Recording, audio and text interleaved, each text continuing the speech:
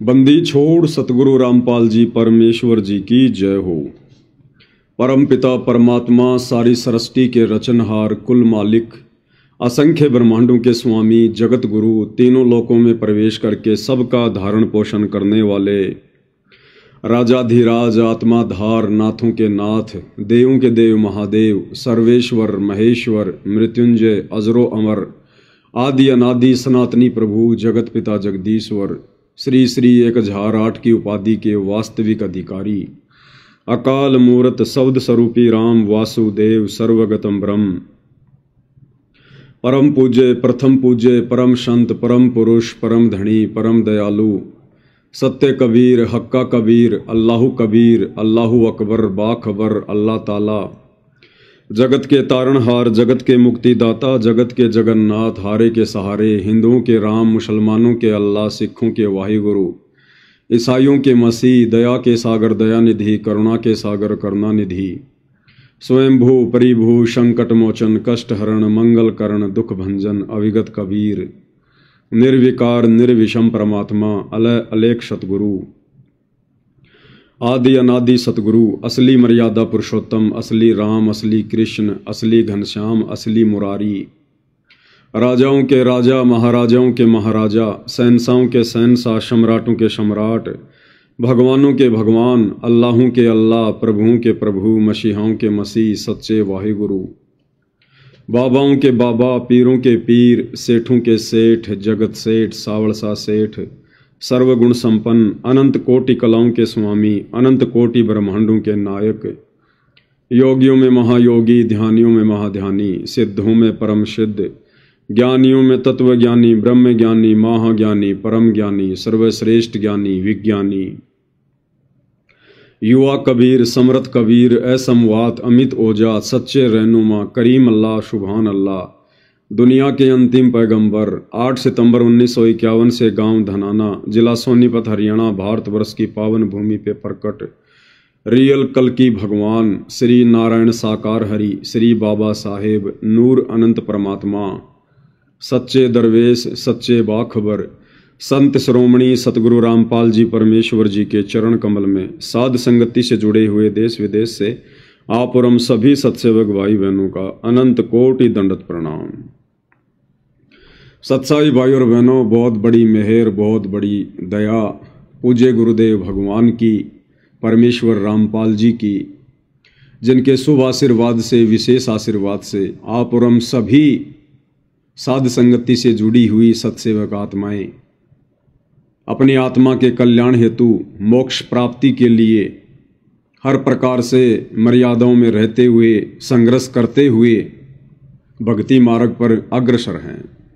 और ये सब कुछ भाई और बहनों पूज्य गुरुदेव भगवान की असीम वीआईपी रजा के बिना संभव वर्तमान कलयुग में हो ही नहीं सकता।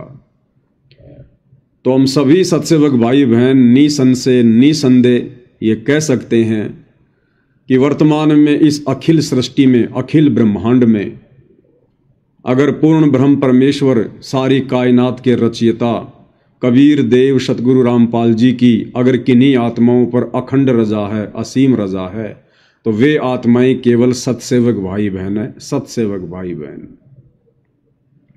और इस रजा को आप और हमने इसी प्रकार से मर्यादित भक्ति करते हुए गुरु को परमेश्वर मानकर ज्ञान को आधार बनाकर उनकी महिमा करते हुए अंतिम श्वास तक बनाकर रखनी है। क्योंकि भाई और बहनों ये हमारा असली धन है। परमेश्वर रामपाल जी हम भाई बहनों का असली धन है, असली धन। कबीरा सब जग निर्धना धनवंता ना कोई, धनवंता सो ही जानिए जिसके पास राम नाम धन होय। तो नाम ही है परमात्मा, और कुछ नहीं है, शब्द ही है। 5 तत्व में नहीं है परमेश्वर, 5 तत्व तो इनके गुलाम हैं, इनके खवाश हैं। ये परमेश्वर नूरी है, शौद स्वरूपी है, अकाल मूर्त है, घट घट में बसने वाला है, कण कण में रमने वाला है। हम नीचों को इस काल के लोक से निकालने के लिए जब जब ये परमेश्वर कबीर देव, परमेश्वर रामपाल जी धरती पर प्रकट होते हैं तो इन्होंने एक चोला धारण करना पड़ता है। अपने तेज पुंज वाले शरीर से एक अन्य रूप धारण करना पड़ता है। और हम दो कोडी के प्राणी, काल की जेल में बंद प्राणी, हमारी बुद्धि हर तरफ से बंद होती है, चौपट होती है, काल ने खोखला कर रखा होता है।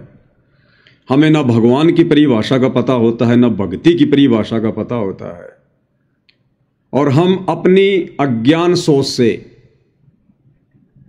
उस तेज पुंज वाले नूरी शरीर में प्रकट परमेश्वर को अपने जैसा एक मानुष मान लेते हैं, एक व्यक्ति मान लेते हैं। और जब तक हमारे अंतःकरण में ये बात समाई रहेगी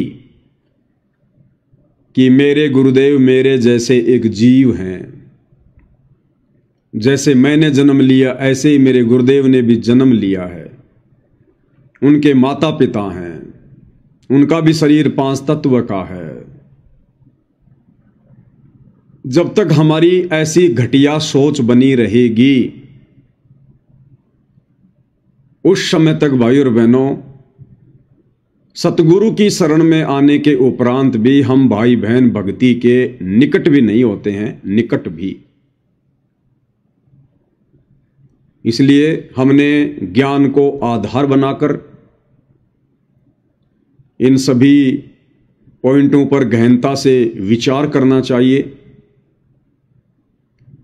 और हमने अतिशीघ्र अपने गुरुदेव को परमेश्वर के रूप में पहचान कर उनकी यथार्थ शास्त्र अनुकूल भक्ति विधि शुरू कर देनी चाहिए।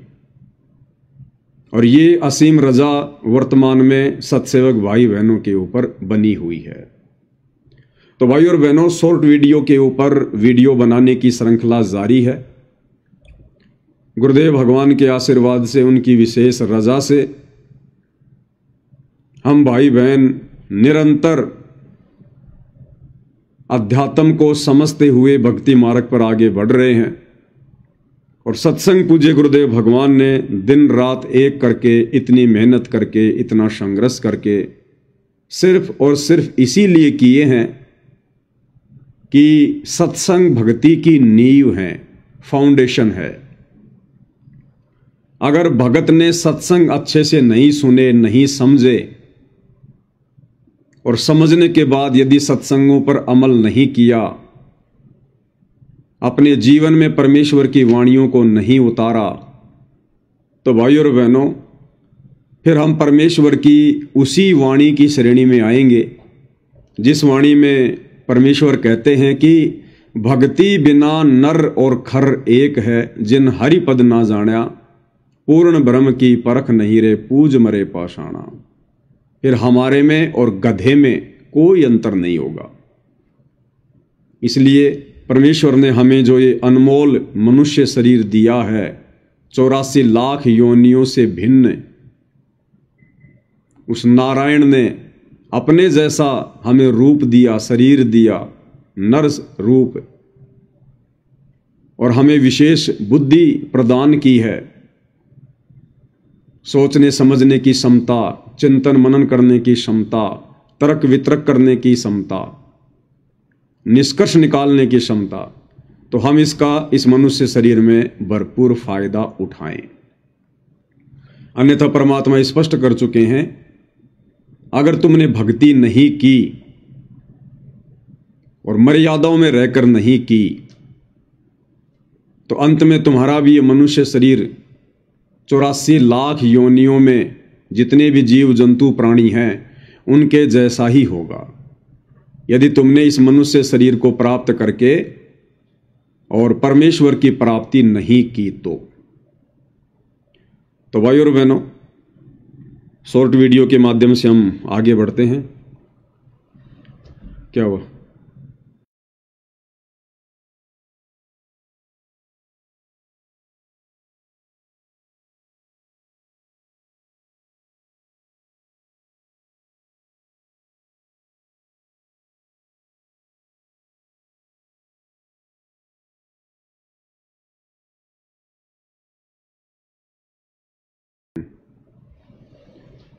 तो भाइयों और बहनों, शॉर्ट वीडियो के माध्यम से अब हम पूज्य गुरुदेव भगवान के इस अध्यात्म को समझने का प्रयास करेंगे। वो तमाम जानकारियां प्राप्त करेंगे जिन जानकारियों के अभाव में हम लोग मर्यादा तुड़वा बैठते हैं, जिन जानकारियों के अभाव में हमारे ऊपर काल का दाव लग जाता है, जिन जानकारियों के अभाव में हर बार इस परमेश्वर की प्राप्ति होने के उपरांत भी हम ये मौका चूक जाते हैं मोक्ष वाला। तो गुरुदेव भगवान चाहते हैं कि हम आत्माएं ज्ञान को आधार बनाकर इतनी दृढ़ हो जाएं कि हम खुद तो काल के जाल से बचकर अपनी भक्ति सफल करें, अपने संपर्क में आने वाले अन्य भगत भाई बहनों को भी हम गुरुदेव के ज्ञान आधार से दृढ़ता प्रदान करें, उनके विश्वास को दृढ़ता दें। तो जो सबसे पहला वीडियो है, इस वीडियो में पूज्य गुरुदेव भगवान अपनी तमाम संगत को, अपनी प्यारी आत्माओं को दिशा निर्देश दे रहे हैं कि सतगुरु से उपदेश प्राप्त करने के बाद एक भगत की रहनी करनी कैसी होनी चाहिए, भगत का जीवन कैसा होना चाहिए, उसका उठना बैठना बोलना चलना पहनना खाना पीना कैसा होना चाहिए। और गुरुदेव भगवान ने सत्संग में कहा है कि बच्चों, जो सत्संग किए जा रहे हैं इन सत्संगों में प्रथम कक्षा से लेकर PhD तक का ज्ञान है। और जैसे जैसे जिस आत्मा की बुद्धि सत्संग सुनकर विकसित होती चली जाएगी, वो आत्मा उतना ही अनमोल खजाना इन सत्संगों में से निकालती चली जाएगी। तो परमेश्वर इस सत्संग में जो दिशा निर्देश दे रहे हैं वो दोनों ही प्रकार की आत्माओं के लिए दे रहे हैं। एक वो आत्मा जो अभी नई भक्ति मार्ग से जुड़ी है, 2, 4, 5, 6 महीने हुए हैं, और दूसरी वो आत्मा जिसको काफी लंबा समय हो गया सतगुरु के भक्ति मार्ग पर। तो परमेश्वर विशेष तौर पर माता बहनों के लिए आदेश दे रहे हैं हार श्रृंगार के विषय में। और गुरुदेव भगवान कह रहे हैं कि नाम दीक्षा लेने के बाद में माथे पर टिक्की लगाना, मांग में सिंदूर भरना, परमेश्वर ने बताया अब इन आडंबरों की कोई आवश्यकता नहीं रह जाती, क्योंकि आज से पहले हमें ज्ञान नहीं था, हमें यथार्थ भक्ति प्राप्त नहीं थी, और हम सामाजिक परंपराओं में फंसे हुए थे। कोई हमें बताने वाला था ही नहीं कि सही क्या है गलत क्या है, ये क्यों करते हैं क्यों नहीं करते हैं, इनका क्या रीजन है। और हम लोग एक परंपरा के तहत इस वजन को गधे की तरह ढोते चले आ रहे थे। अब परमेश्वर ने अपना यथार्थ तत्व ज्ञान देकर हमारे वजन को हल्का किया है। तो गुरुदेव भगवान माता बहनों को आदेश दे रहे हैं कि उपदेश प्राप्त करने के बाद में ये टिक्की लगाना, सिंदूर भरना, इन चीजों की कोई आवश्यकता नहीं है। सिंदूर भरने से सामाजिक परंपरा के अनुसार जो पाखंड हमारे नकली धर्म गुरुओं ने समाज में फैला रखा है कि मांग में सिंदूर भरने से औरत का सुहाग अमर होता है, लेकिन परमेश्वर ने इस बात का खंडन किया कि सुहाग तो अमर उस समय रहेगा जब आप यथार्थ शास्त्र अनुकूल भक्ति करोगे। उसके बाद औरत से पहले उसके पति की मृत्यु नहीं होगी। ये परमेश्वर ने विधान बताया। सतयुग में ऐसा ही होता था, क्योंकि सतयुग में सभी यथार्थ भक्ति करते थे, वेदों के अनुसार भक्ति करते थे, एक ओम नाम की साधना करते थे और वेदों के अनुसार धर्म कर्म किया करते थे। तो वेदों के अनुसार भक्ति करने के चलते सतयुग में औरत कभी भी विधवा नहीं होती थी। यानी कि स्त्री से पहले कभी भी उसके पति की मृत्यु नहीं हुआ करती थी। और उस समय ना वो स्त्रियां अपनी मांग में सिंदूर भरा करती थी, ना कोई टिक्की लगाया करती थी। और जैसे जैसे भक्ति का स्तर नीचे गिरता गया, आज आम समाज में 90% माता बहनें अपनी मांग में सिंदूर भी भरती हैं, माथे पर टिक्की भी लगाती हैं, करवा चौथ का व्रत भी करती हैं कि मेरे पति की लंबी आयु हो। लेकिन उसके बावजूद भी वही होता है जो उनके भाग्य में लिखा होता है। अगर उसके पति की अकाल मृत्यु लिखी है तो उसके माथे पर टिक्की लगाने से, मांग में सिंदूर भरने से या करवा चौथ के व्रत को करने से उसके पति की रक्षा नहीं हो सकती। ये केवल एक झूठी परंपरा है, एक गलत धारणा है। तो सतयुग में जो वेदों के अनुसार साधना करते थे, तो उस समय ऐसी कोई भी आपत्ति उस परिवार पे नहीं आती थी। तो गुरुदेव भगवान कह रहे हैं कि आप चाहो तो टिक्की या सिंदूर में से कोई एक चीज लगा सकती हो, क्योंकि यह केवल इस बात की निशानी है कि आप शादीशुदा हो, बस। और फिर आगे चलकर गुरुदेव ने कहा इसी सत्संग में कि जब आपको ज्ञान हो जाएगा, जब आप अपने गुरुदेव के सत्संग सुनोगी और ज्ञान से परिचित होती चली जाओगी, उसके बाद में एक वस्तु की भी आवश्यकता नहीं पड़ेगी, ना माथे पर टिक्की लगाने की और ना मांग में सिंदूर भरने की, क्योंकि हमें पता चल जाएगा कि परमेश्वर की भक्ति करेंगे तो हमारे घर में, परिवार में कभी कोई आपत्ति नहीं आएगी, कोई संकट नहीं आएगा। हमारे परिवार में कभी किसी की अकाल मृत्यु नहीं होगी। तो क्या आवश्यकता फिर हमने ये आडंबर करने की, पाखंड करने की। तो भाइयों और बहनों, यदि हमने भक्ति सफल करनी है तो हमने पूज्य गुरुदेव भगवान के नक्शे कदम पर चलना पड़ेगा। उनकी प्रत्येक सत्संग रूपी आज्ञा का हमने दृढ़ता के साथ में पालन करना पड़ेगा। तो क्या कह रहे हैं पूज्य गुरुदेव भगवान, एक बार उन्हीं के मुख कमल से हम सुन लेते हैं। पतिव्रता और सुहेलड़ी सेवन अधिक अपार, पतिव्रता भाव नहीं ये चूम चटक श्रृंगारे।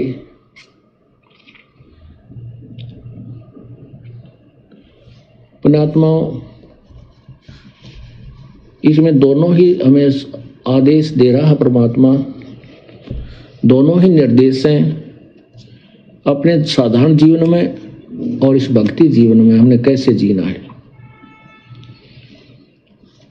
पतिव्रता और स्वेलड़ी सेवन अधिक अपार, वो अधिक से अधिक जो पुण्यात्मा है, पतिव्रता यानी एक इष्ट पर आश्रित पुण्यात्माएं हैं, वो अधिक से अधिक सेवन यानी पूजा करती हैं। और वो पतिव्रता भावनी चोम चटक श्रृंगार,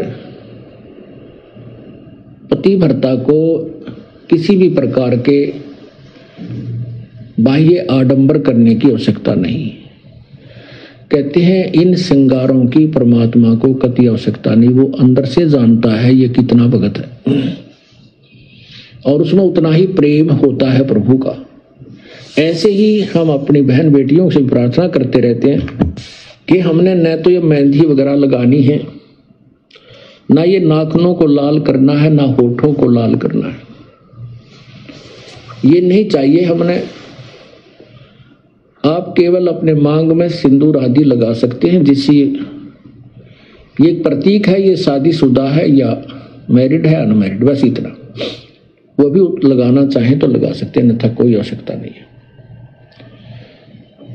ये उनके लिए है जो नए नए आते हैं, उनको एकदम हर एक क्रिया से विपरीत होना पड़ता है, इसलिए वो थोड़े से घबरा जाते हैं। जब ज्ञान हो जाएगा फिर आपको ये शरीर मिट्टी नजर आओगा। इस मिट्टी के घड़े को कितना श्रृंगार है, कितना इसके ऊपर चित्र सुंदर लगा दे, इसमें वस्तु जल नहीं है तो ये व्यर्थ है। तो भाई और बहनों, पूज्य गुरुदेव भगवान ने अपने इस सत्संग में समझदार आत्माओं के लिए मोक्ष के लिए अधिकारी आत्माओं के लिए बिल्कुल स्पष्ट दिशा निर्देश दे दिया है। यदि हमने भक्ति सफल करनी है तो चाहे भाई हो, चाहे बहन हो, स्त्री हो या पुरुष हो, हमने कोई भी बाह्य आडंबर नहीं करना है, ना तो भक्ति मार्ग में और ना अपने सामाजिक जीवन में। हमने किसी भी प्रकार का कोई गहना, कोई सोना, कोई चांदी, कोई आर्टिफिशियल गहना, अंगूठी वगैरह, चैन वगैरह, पाजेब वगैरह, नाक में, कान में कुछ नहीं पहनना, कुछ भी। यदि हमने गुरुदेव भगवान को प्रसन्न करना है तो। और ना किसी भगत भाई ने कोई सोने की चैन, ना कोई ब्रासलेट, ना कोई अंगूठी, कुछ नहीं पहननी हमने। क्योंकि गुरुदेव भगवान कह रहे हैं कि परमात्मा अंदर से जानता है कि तुम कितने भगत हो, बाहर से दिखावा करने की जरूरत नहीं है। तो हमने तो अपने गुरुदेव को प्रसन्न करना है। दुनिया को हमने अनंत जन्मों तक प्रसन्न किया, लेकिन दुनिया ने हमें कुछ नहीं दिया। अंत में 84 लाख योनियों में जाना पड़ा। इसलिए भाई और बहनों, हमने अब अपने गुरुदेव को प्रसन्न करना है और हमने उन तमाम मर्यादाओं का अनुसरण करना है जो मर्यादाएं गुरुदेव ने अपने सत्संगों में कह रखी हैं। नाम उपदेश के समय गुरुदेव हमें जो नियम बताते हैं, जो मर्यादा देते हैं, वो तो केवल भक्ति पर लगाने के लिए शुरुआती नियम है। अन्यथा इस भक्ति मार्ग पर भाई और बहनों कदम कदम पर नियम है, कदम कदम पर। काल कसाई तक तक मारे, पग पग पे यो बाणा। तो हमने इतना सावधान होकर इस भक्ति मार्ग पर फूक फूक के कदम रखने हैं, तब भाई और बहनों हम सफलता की ओर आगे बढ़ेंगे। हमने अब काल को कोई मौका देना नहीं है किसी प्रकार का। हम बहुत ठगे जा चुके हैं, युगों युगों से काल के द्वारा ठगे जा रहे हैं। अब परमेश्वर ने आकर हमें संभाला है, हमें अपनी शरण दी है, ये अनमोल तत्व ज्ञान दिया है जो ब्रह्मा विष्णु महेश के पास भी नहीं है। इस ज्ञान की खोज में 88,000 ऋषि, 9 नाथ 84 सिद्ध भी भटक रहे हैं। गोरखनाथ जैसे तपस्वियों को भी यह ज्ञान प्राप्त नहीं था। उस अनमोल ज्ञान की रजा आज गुरुदेव ने आप और हमारे ऊपर बख्शी है। तो ये हमारा अनमोल भक्ति धन है, इससे बड़ा कोई धन नहीं है। और कोई मूर्ख व्यक्ति होगा जो ऐसे अनमोल धन को ठोकर मारेगा या हल्के में लेगा। तो अब हमने किसी भी प्रकार का मौका ना ही तो काल को देना है और ना ही हमने गुरुदेव भगवान को नाराज करने का देना है। तो माता बहनों ने विशेषकर परमेश्वर की प्रत्येक मर्यादाओं को फॉलो करते हुए भक्ति मार्ग पर आगे बढ़ना है। इसके बाद भाई और बहनों, अगला जो सत्संग है इसमें पूज्य गुरुदेव भगवान कुछ यथार्थता बता रहे हैं, सच्चाई बता रहे हैं भक्ति मार्ग की। जिस सच्चाई से अपरिचित होने के कारण ज्यादातर संगत वर्तमान में इस भक्ति मार्ग को हल्के में ले रही है, मर्यादाओं को हल्के में ले रही है, अपने पूज्य परमेश्वर को हल्के में ले रही है। वैसे तो परमेश्वर ने अपने अनेकों सत्संगों में क्लियर कर दिया, स्पष्ट कर दिया है, संकेतों में भी और स्पष्ट रूप से भी, कि बच्चों इस दास के यहां से वापस सतलोक जाने के बाद मोक्ष के दरवाजे बंद हो जाएंगे। इसलिए हर प्रकार से जागरूक रहकर अपनी भक्ति को कम से कम समय में सफल करने का प्रयास करो। उसी दिशा में गुरुदेव भगवान हमें समझा रहे हैं कि अब तो हो सकता है कम कदर हो। गुरुदेव भगवान कह रहे हैं कि वर्तमान में तो हो सकता है मेरी इतनी इज्जत ना हो, इतनी मेरी ये कदर ना हो, क्योंकि इस गंदे लोक का ये विधान है, ये रूल है। जबरदस्ती भगवान करते नहीं है और आसानी से इंसान मानता नहीं है। तो गुरुदेव कह रहे हो सकता है वर्तमान में मेरी इतनी कदर ना हो, लेकिन जाने के बाद दुनिया याद किया करेगी।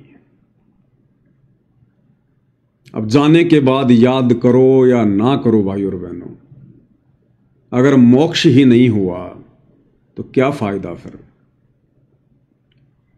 तो ये तो गुरुदेव उन लोगों के लिए कह रहे हैं जो लोग इस अनमोल मौके को गुरुदेव भगवान के रहते सहते चूक जाएंगे। बाद में इन्हीं सत्संगों को सुन सुन के वो रोया करेंगे, पछताया करेंगे कि ये बातें हम लोगों को उस समय समझ में क्यों नहीं आई। और वर्तमान में जिन जिन आत्माओं को गुरुदेव ने अपनी शरण दे दी है, उन आत्माओं को गुरुदेव समय रहते संकेत कर रहे हैं कि नादानो, ये ना सोचना कि अगर बार बार मैं सत्संगों में कह रहा हूं कि ये मार्ग हजारों साल चलेगा, हजारों साल चलेगा, तो तुम भी कहीं हल्के में ले लो कि हजारों साल में तो सैकड़ों मनुष्य जन्म हो जाएंगे, इस जन्म में नहीं तो अगले जन्म में पार हो जाएंगे, उसमें नहीं तो अगले जन्म में पार हो जाएंगे, हजारों साल मार्ग चलेगा। तो गुरुदेव इस सत्संग के माध्यम से स्पष्ट कर रहे हैं कि इस बहम में मत रहना। और गुरुदेव करेंगे जाने के बाद दुनिया याद किया करेगी, केवल यादें रह जाएंगी, केवल यादें, जैसे किसी के मरने के बाद केवल उसकी यादें शेष रह जाती हैं। तो आप और हम भगत भाई बहनों ने समय रहते संभलने की जरूरत है, समझने की जरूरत है। तो क्या कह रहे हैं गुरुदेव भगवान, उन्हीं के मुख कमल से सुनते हैं। हो सकता है कम कदर करेंगे, लेकिन जब हम यहां से चले जाओगे, जब यह दुनिया याद करा करेगी, ताकि हमारे तो उजड़े घर बस के और आने वाली पीढ़ी भी याद करा करेंगी ताकि ये व्यवस्था हमारे घर में होए होए।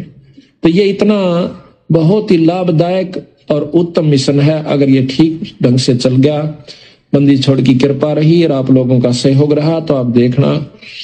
और क्या करें गुरुदेव भगवान कि ये इतना अच्छा मिशन है, इतना उत्तम मिशन है, अगर ये सफल हो गया, अगर ये चल गया, और यदि आप लोगों का सहयोग रहा,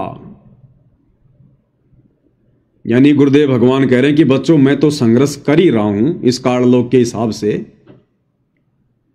लेकिन तुम लोगों ने भी मेरा पूरा सहयोग देना पड़ेगा, तुम लोगों ने भी संघर्ष करना पड़ेगा। मैं जैसा जैसा तुम्हें बताता जाऊं, जो जो मर्यादा तुम्हें बताऊं, तुमने तो उस मर्यादा में रहकर भक्ति करनी है, साथ में अन्य भाइयों को भी समझाना है, बताना है, दूसरों को भी मर्यादा का पाठ पढ़ाना है, भक्ति का पाठ पढ़ाना है, संघर्ष करना है, सहयोग करना है। लेकिन वर्तमान में भाई और बहनों काल प्रेरणा से क्या हो रहा है,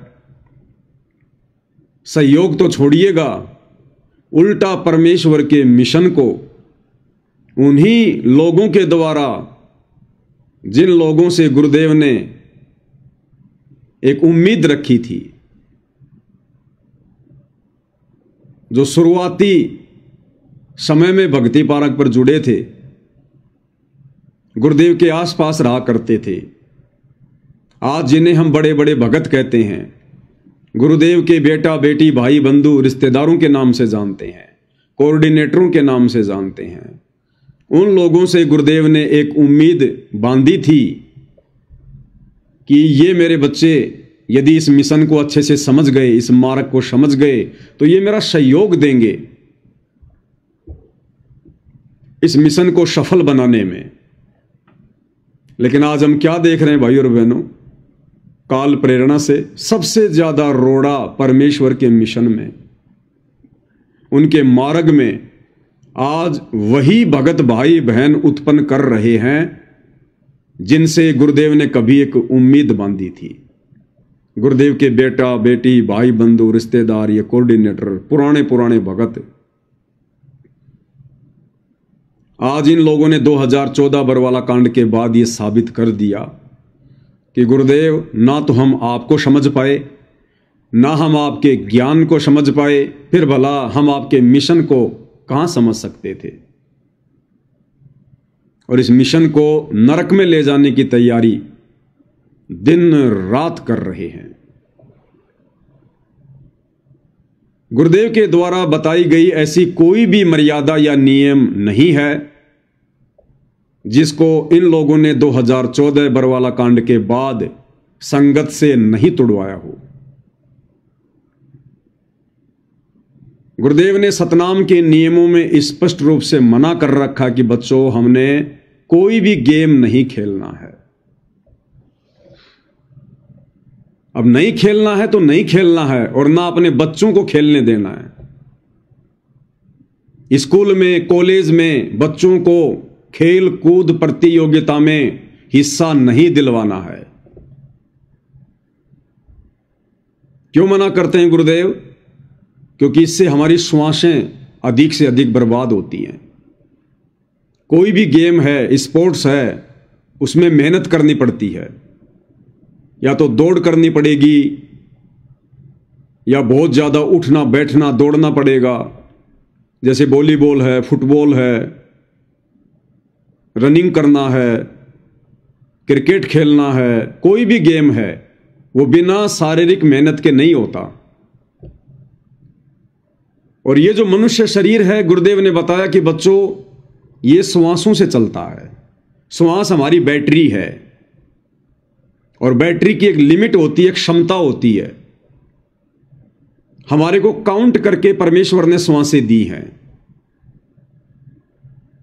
और ये श्वासें केवल भक्ति करने के लिए, सतनाम का सुमरण करने के लिए। और यदि हम व्यर्थ की मेहनत करेंगे खेल कूद के माध्यम से, स्पोर्ट्स के माध्यम से, बॉडी बनाने के चक्कर में, शरीर बनाने के चक्कर में, गेम्स वगैरह खेलकर अपने और अपने बाप दादाओं का नाम रोशन करने के चक्कर में, या चंद पैसों के लालच में कि मैं जीत जाऊंगा राज्य स्तर पर, नेशनल स्तर पर, तो मेरे को ढेर सारा इनाम मिलेगा, पैसा मिलेगा, इज्जत मिलेगी, तो इस चक्कर में ना जाने हम अपनी कितनी श्वासें व्यर्थ में गवा देंगे। और फिर गुरुदेव भगवान इससे नाराज होते हैं कि नादान, जब तुझे इन श्वासों की कीमत का पता है, फिर तूने ये अनमोल धन, अनमोल रतन तूने क्यों व्यर्थ में बर्बाद किया? चंद सांसारिक झूठी संपत्ति के लिए? अगर तू राज्य स्तर पर जीत गया, नेशनल स्तर पर जीत गया, चलो तू ओलंपिक में मेडल ले आया सोने का, तुझे क्या मिलेगा? ज्यादा से ज्यादा 10 दिन देश में तेरी वाहवाही होगी, ज्यादा से ज्यादा 10 दिन। 1 महीने बाद तो कोई तेरा नाम भी नहीं जानेगा।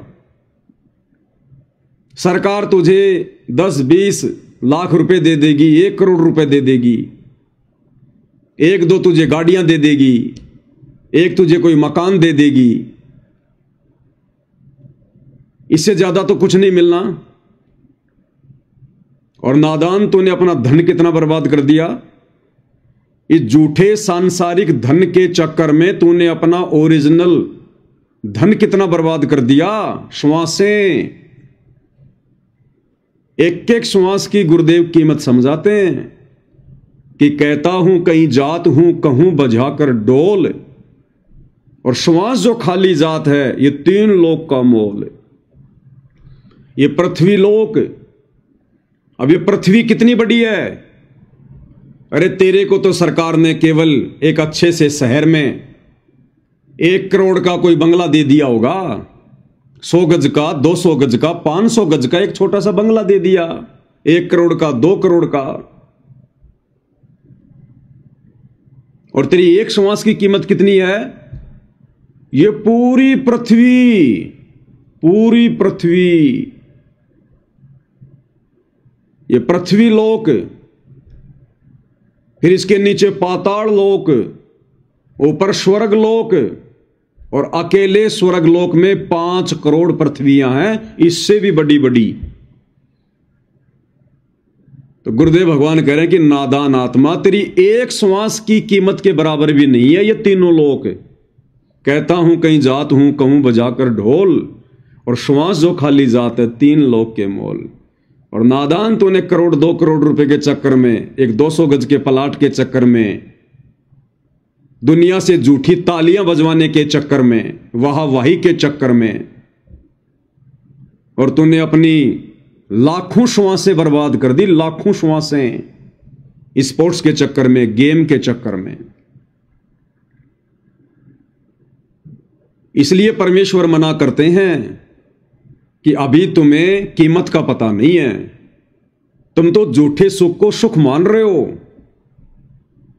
झूठे सुख को सुख कहें ये मान रहा मनमोद, और शकल चबीना काल का, कुछ मुख में कुछ गोद। तो सत्संग करने का गुरुदेव का मकसद यही है कि हम समझें कीमत को, हमारा असली धन क्या है, सबसे कीमती धन क्या है। इसलिए गुरुदेव भगवान हमें कहते हैं कि बच्चों तुमने कोई गेम नहीं खेलना, सहयोग भी नहीं करना, क्योंकि जिस कार्य को ना करने के लिए गुरुदेव भगवान ने हमें प्रतिबंध कर दिया, मना कर दिया, तो उस कार्य में हम किसी का सहयोग भी नहीं कर सकते, क्योंकि वो गलत है। यदि हम करेंगे तो भी हम उतने दोषी हैं, और यदि दूसरा कोई कर रहा है और यदि हम सहयोग दे रहे हैं तो भी हम उतने ही दोषी हैं। हुक्का पीने वाला भी उतना ही दोषी है, और किसी को हुक्का भरकर देने वाला भी उतना ही दोषी है। बालों में डाई लगाना, कलर करना उतना ही दोष है। यदि हम किसी के बालों में डाई लगा रहे हैं, कलर कर रहे हैं, तो भी हम दोषी हैं परमात्मा के। बहुत सारे भाई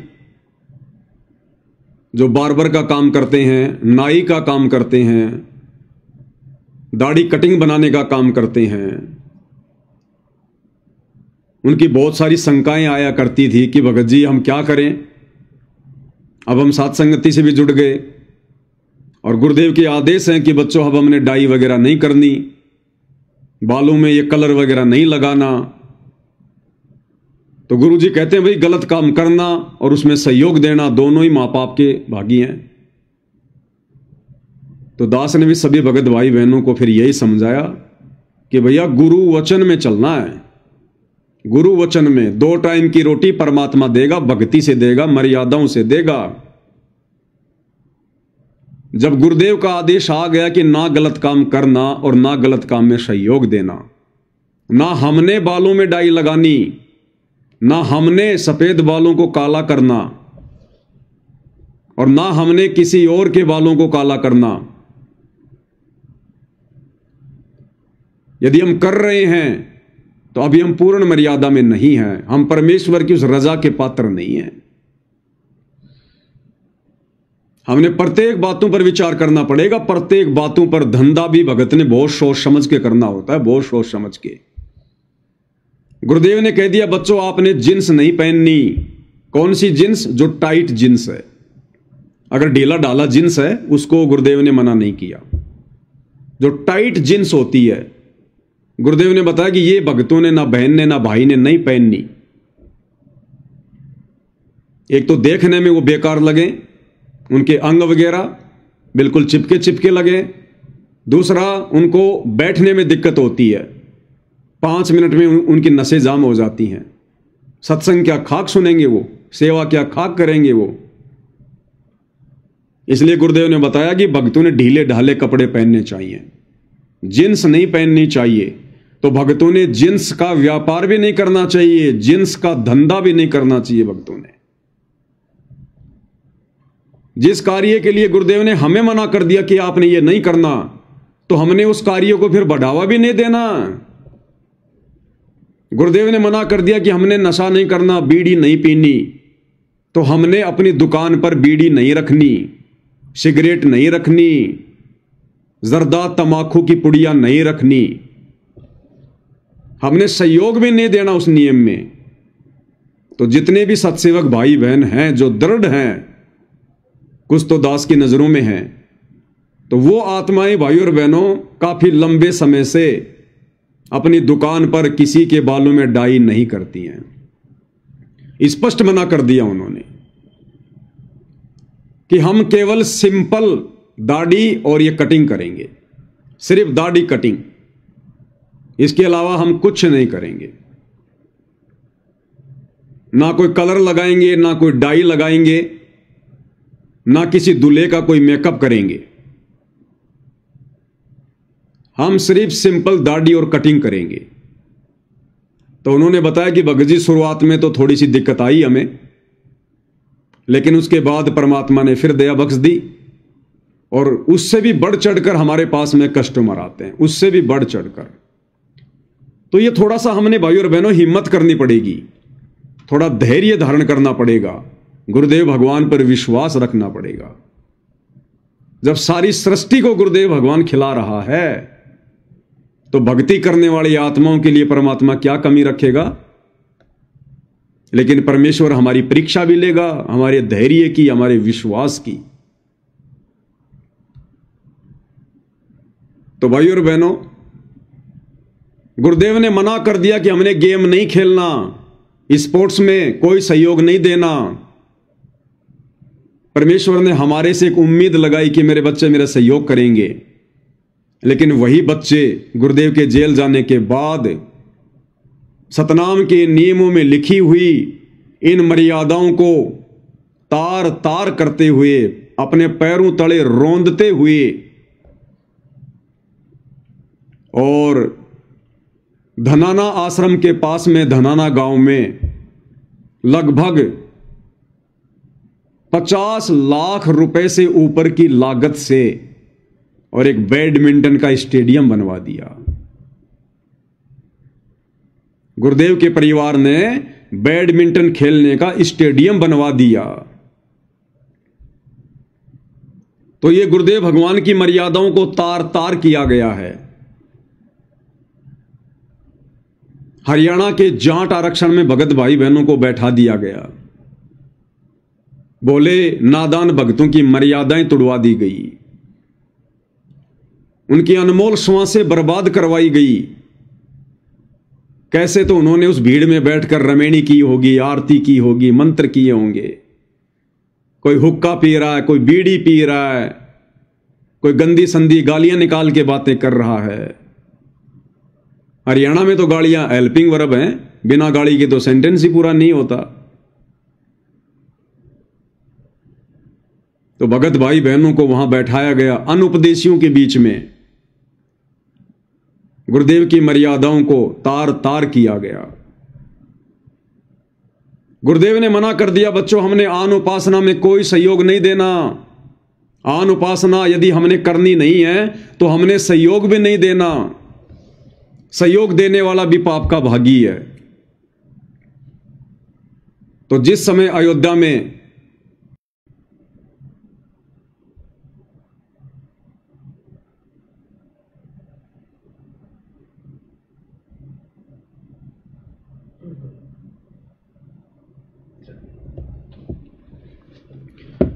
बीच बीच में थोड़ा नेट वगैरह की दिक्कत आ जाती है भाई और बहनों। तो जिस समय अयोध्या में राम मंदिर का कार्य पूरा हो चुका था, उसका उद्घाटन भी हो चुका था और देश भर से लोग राम मंदिर को देखने के लिए आ रहे थे, शास्त्र विरुद्ध साधना करने के लिए आ रहे थे। आप और हमें गुरुदेव भगवान के सत्संगों से भली बात समझ में आ रहा है कि मंदिर, मस्जिद, चर्च और गुरुद्वारों में जाकर शास्त्र विरुद्ध साधना करना परमेश्वर के ज्ञान और विधान के विपरीत है, खिलाफ है। और गुरुदेव ने अपने सत्संग में यहां तक बताया कि बच्चों, यदि इस पृथ्वी पर कबीर परमात्मा का सबसे बड़ा कोई अपराधी है तो वो व्यक्ति है जो शास्त्र विरुद्ध साधना करता है, आन उपासना करता है। वो सबसे बड़ा अपराधी है परमात्मा का, जो करता या करवाता है। तो राम मंदिर में जाना, रामलला के दर्शन करना, वहां पर दान धर्म करना, मन्नतें मांगना, यह शास्त्र विरुद्ध साधना है, आन उपासना है। और वहां आने वाले आन उपासकों के लिए सतलोक आश्रम मैनेजमेंट हरियाणा ने, गुरुदेव के दोनों लड़कों ने अयोध्या में जाकर भंडारा लगा दिया। 1 महीने का अखंड भंडारा लगा दिया अयोध्या में। किस लिए? कि शास्त्र विरुद्ध आन उपासना करने के लिए देश विदेश से लोग आ रहे हैं, पाखंड पूजा को बढ़ावा देने के लिए आ रहे हैं, काल के जाल में फंसने के लिए आ रहे हैं। और उस शास्त्र विरुद्ध साधना को और अधिक बढ़ावा देने के लिए, उस पाखंड पूजा को और अधिक बढ़ावा देने के लिए सतलोक आश्रम वालों ने अयोध्या में 1 महीने का भंडारा लगा दिया कि भाई हम तुम्हारे लिए तैयार खड़े हैं, तुम ये शास्त्र विरुद्ध साधना मत छोड़ना। अयोध्या में आकर रामचंद्र जी के दर्शन करना बड़े ही पुण्य का कार्य है, इससे भगवान प्रसन्न होता है। और देखो हम तुम्हारी सेवा में हाजिर हो गए। इस पाखंड पूजा को करने में, आन उपासना को करने में हम सतलोक आश्रम वाले तुम्हारा भरपूर सहयोग करेंगे। तुम्हें खाने पीने की कोई दिक्कत नहीं आने देंगे। तुम इसी प्रकार से आन उपासना करते रहो और हम तुम्हारा इस आन उपासना में सहयोग करते रहेंगे। अन्यथा वहां जाकर भंडारा क्यों लगाया भाई? किस लिए भंडारा लगाया? वहां पर क्या जरूरत थी उस भंडारे की? सीधा सीधा सतलोक आश्रम मैनेजमेंट हरियाणा वालों ने परमेश्वर के भक्ति विधान को रोंदते हुए और परमेश्वर के सीने पर कुठाराघात किया है। जिस आन उपासना को, शास्त्र विरुद्ध साधना को गुरुदेव जड़ से समाप्त करने का बीड़ा उठा चुके हैं, सतलोक आश्रम मैनेजमेंट हरियाणा उसके विरुद्ध होकर, परमेश्वर के मिशन के विरुद्ध होकर और काल का सहयोग कर रहे हैं, आन उपासना में सहयोग कर रहे हैं। अन्यथा कोई भी बुद्धिमान भगत ये विचार कर सकता है कि अयोध्या में जाकर आन उपासकों के लिए भंडारा लगाने का क्या औचित्य था, क्या मतलब था। पागल से पागल भगत भी ऐसा कुकृत्य नहीं करेगा जिससे आन उपासना को बढ़ावा मिले, पाखंड पूजा को बढ़ावा मिले। तो गुरुदेव भगवान ने इन लोगों से एक उम्मीद बांधी थी कि ये मेरे मिशन में मेरा सहयोग करेंगे, और इन लोगों ने परमेश्वर के मिशन की धज्जियां उड़ा रखी हैं, धज्जियां। क्योंकि संगत में काल एक्टिव है, ये कलयुग की पिछली पीढ़ी है। उसी ने कहा था कि आप कलयुग में जितने मर्जी जीव ले जाना, तो आसानी से लेकर जाने देगा क्या? थोड़ी बहुत आत्माएं परमेश्वर की शरण में आई थी, और 2014 के बाद उन आत्माओं को भक्ति से खाली करवाया जा रहा है, उनकी मर्यादाएं तुड़वाई जा रही है। उसके बाद राजस्थान के गैंगस्टर आनंदपाल सिंह की सीबीआई जांच का समर्थन करवा दिया गया। भक्तों से एक गुंडे की सीबीआई जांच का समर्थन और संत रामपाल जी के भक्तों से करवा दिया गया। 5 लाख रुपया चंदे के रूप में राजपूत करणी सेना को संत रामपाल जी के भक्तों का दान का पैसा दिया गया। सारे कुकर्म ये काल करवा रहा है। काल वो संगत में एक्टिव है, पूरी तरह से हावी है, बुद्धि ऑन नहीं होने दे रहा। नींबू की तरह संगत को निचोड़ रहा है, और अंत में रस निकाल के, यानी जो भक्ति परमेश्वर ने दी और जितनी हमने मर्यादा में रहकर की, उसको नींबू की तरह निचोड़कर बर्बाद करवा के और फिर छिलके को फेंक देगा।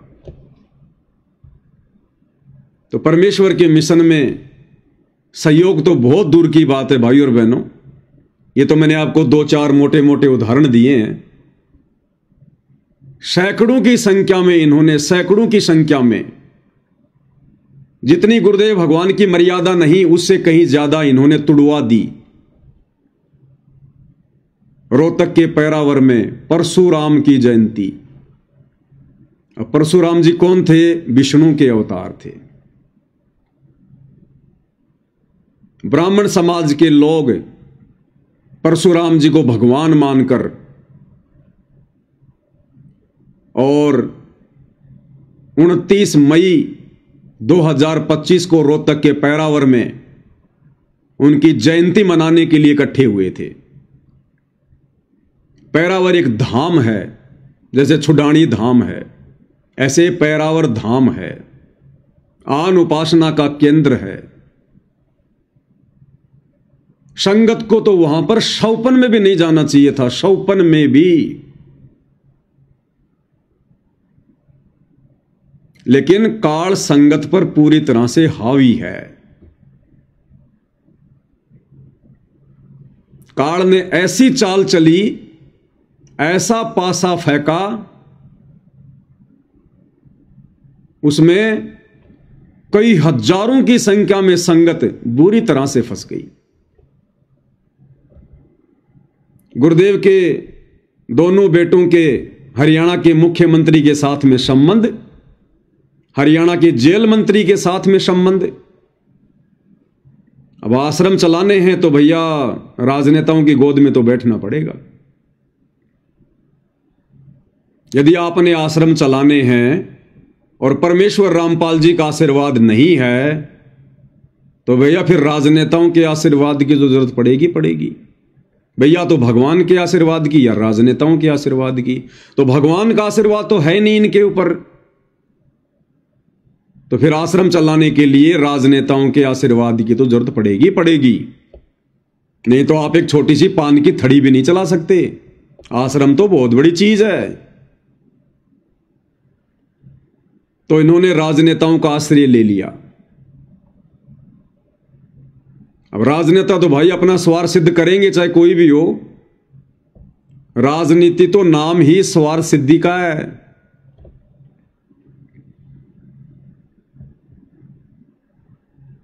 तो राजनेताओं ने कहा कि भैया भीड़ इकट्ठा करो, बाबा के भक्तों, और तो तुम हमें क्या दे सकते हो? तुम्हारे पास में क्या है?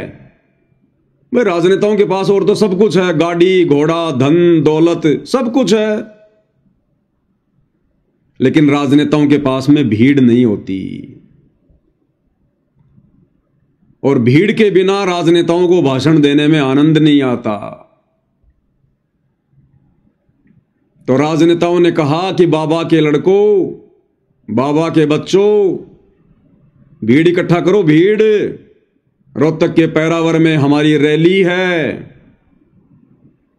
हरियाणा के मुख्यमंत्री जी आ रहे हैं, जबरदस्त भीड़ होनी चाहिए। अब राजनेताओं का हुक्म शतलोक आश्रम वालों के लिए सराखों पर।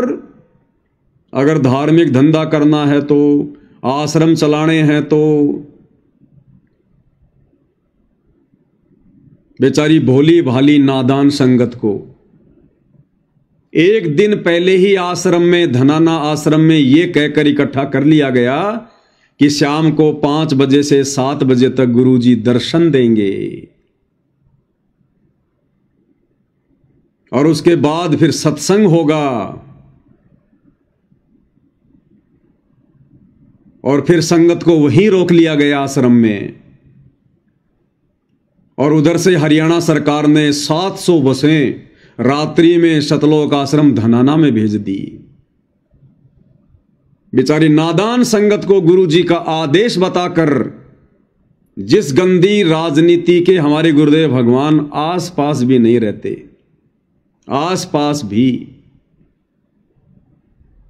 और गुरुदेव का आदेश बताकर बेचारे नादान भक्तों को परशुराम की जयंती पर ले जाकर छोड़ दिया गया, उस समाधि पर ले जाकर छोड़ दिया, आन उपासना के केंद्र पर ले जाकर छोड़ दिया। काल ऐसे ही मर्यादा तुड़वाता है। काल ऐसे ही सूक्ष्म चाल चलता है। और गुरुदेव ने इनसे उम्मीद बांधी थी कि ये बच्चे आगे चलकर मेरा सहयोग करेंगे, मेरे मिशन को आगे बढ़ाएंगे। और आज इन्होंने मिशन की ऐसी की तैसी करके रख दी, ऐसी की तैसी। बाकी इनके कुकृत्य भाई और बहनों आपको भली भांति पता है। दास बार बार रिपीट करने की आवश्यकता नहीं समझता है। अब बहुत सारे भाई बहन कमेंट्स करते हैं नादानी में, अज्ञानता में, कि इस पवन दास के पास तो निंदा चुगली के अलावा दूसरी कोई बात नहीं है। जब देखो तब निंदा, आश्रम वालों ने ये कर दिया, आश्रम वालों ने वो कर दिया। परमात्मा कहते हैं साचा शब्द कबीर का और प्रकट किया जगमाही, और जैसे को तैसा कहे सो तो निंदा नाही। ऐसे कमेंट्स करने वाले, ऐसी बातें मुझ पवन दास को बोलने वाले अभी अध्यात्म से कोसों दूर हैं। उन्हें भक्ति और भगवान की ABCD का भी पता नहीं है। अरे तुम इन राजनेताओं को क्यों नहीं कहते ये बात कि भाई राजनेताओं, तुम्हारे पास में दिन रात राजनीति की चर्चा करने के अलावा कुछ और है क्या? तुम लोग अपनी पार्टी के अलावा दूसरी पार्टी की निंदा चुगली, उसने ये कर दिया, उसने वो कर दिया। बीजेपी वालों को जब देखो कांग्रेस वालों ने ये कर दिया, वो कर दिया, और कांग्रेस वालों को देखो बीजेपी वालों ने ये कर दिया, वो कर दिया। टीवी चैनलों पर रोजाना मुर्गे की तरह लड़ते रहते हैं। क्या आप लोगों ने कभी उन टीवी चैनल वालों को कहा या कभी उन राजनेताओं को कहा कि तुम्हारे पास में 24 घंटे राजनीति के अलावा, एक दूसरे की निंदा चुगली के अलावा कुछ और भी है क्या? लेकिन तुम नहीं कहोगे क्योंकि तुम्हें आनंद आता है। वर्तमान परिस्थितियां ऐसी ही हैं। ये युग परिवर्तन का दौर है, और इस युग परिवर्तन के समय में जो व्यक्ति पूर्ण ब्रह्म परमेश्वर कल की भगवान के विधान के विरुद्ध काल की गोद में बैठकर यदि उसके कार्य को सिद्ध करेगा, तो भाई उसी के विषय में बोला जाएगा, उसी के बारे में चर्चा होगी। ये युग परिवर्तन का समय है। हम त्रेता युग से जब द्वापर युग में आ रहे थे तो वो युग परिवर्तन था, और उस समय राम रावण युद्ध हुआ, क्योंकि हम द्वापर में आ रहे थे, युग परिवर्तन था। और उस समय पूरी पृथ्वी पर केवल एक ही चर्चा थी, राम रावण युद्ध की। जिसके मुख से सुनो राम रावण युद्ध की चर्चा, दूसरी कोई चर्चा नहीं, क्योंकि वो युग परिवर्तन था। धर्म और अधर्म की ही चर्चा थी। और जब हम द्वापर से कलयुग में प्रवेश करने के लिए चले तो भाई महाभारत का युद्ध हुआ, क्योंकि युग परिवर्तन का समय था। हम द्वापर से कलयुग में आ रहे थे, युग परिवर्तन होना था, तो महाभारत हुआ। और जिस समय महाभारत होने की तैयारी में था, उस समय पूरी पृथ्वी पर केवल एक ही चर्चा थी, कौरवों की और पांडवों की। कौन धर्म के पक्ष में है, कौन अधर्म के पक्ष में है, दूसरी कोई बात नहीं। सब अपनी आपसी लड़ाई झगड़े भूल गए। पूरा विश्व दो खेमों में बट गया, एक खेमा कौरवों के पक्ष में, एक खेमा पांडवों के पक्ष में। और वर्तमान ये जो समय चल रहा है, कलयुग की बिचली पीढ़ी, 2028 युग परिवर्तन का समय है। हम 1000 साल के लिए कलयुग से मिनी सतयुग में जा रहे हैं, और ज्यादा से ज्यादा हमारे पास में 3 वर्ष बचे हैं। 3 वर्ष उस राम रावण युद्ध से और महाभारत वाले युद्ध से भी ज्यादा विनाश होना है। ज्यादा विनाश, उससे भी कहीं ज्यादा तांडव मचने वाला है। तो भैया फिर चर्चा क्या होगी? इस युग परिवर्तन में जो 2 मुख्य संस्थाएं भूमिका में हैं, वो हैं सतलोक आश्रम मैनेजमेंट हरियाणा और साध संगति से जुड़े हुए सत्सेवक भाई बहन, जिससे दुनिया अभी बेखबर है। इन राजनेताओं की कोई भूमिका नहीं है युग परिवर्तन में। इन नकली धर्म गुरुओं की युग परिवर्तन में कोई भूमिका नहीं है।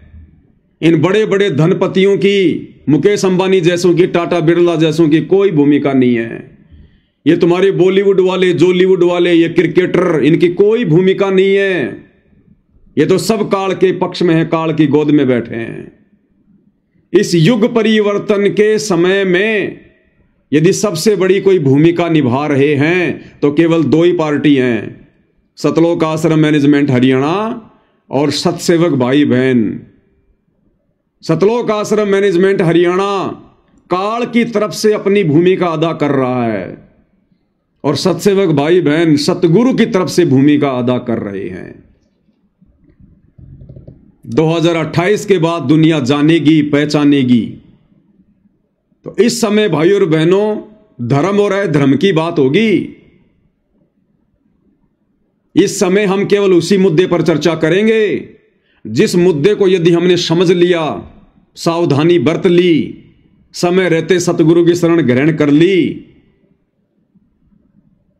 तो इस आगामी युग परिवर्तन में हम बचेंगे, हमारा परिवार बचेगा, हमारी संपत्ति बचेगी। अन्यथा चाहे देश का राजा हो, चाहे महाराजा हो, चाहे धनपति हो, चाहे रोडपति हो, आने वाले युग परिवर्तन के समय में दुर्गति होगी, दुर्गति। इसलिए चर्चा तो भाई यही होगी जो वर्तमान में हो रही है।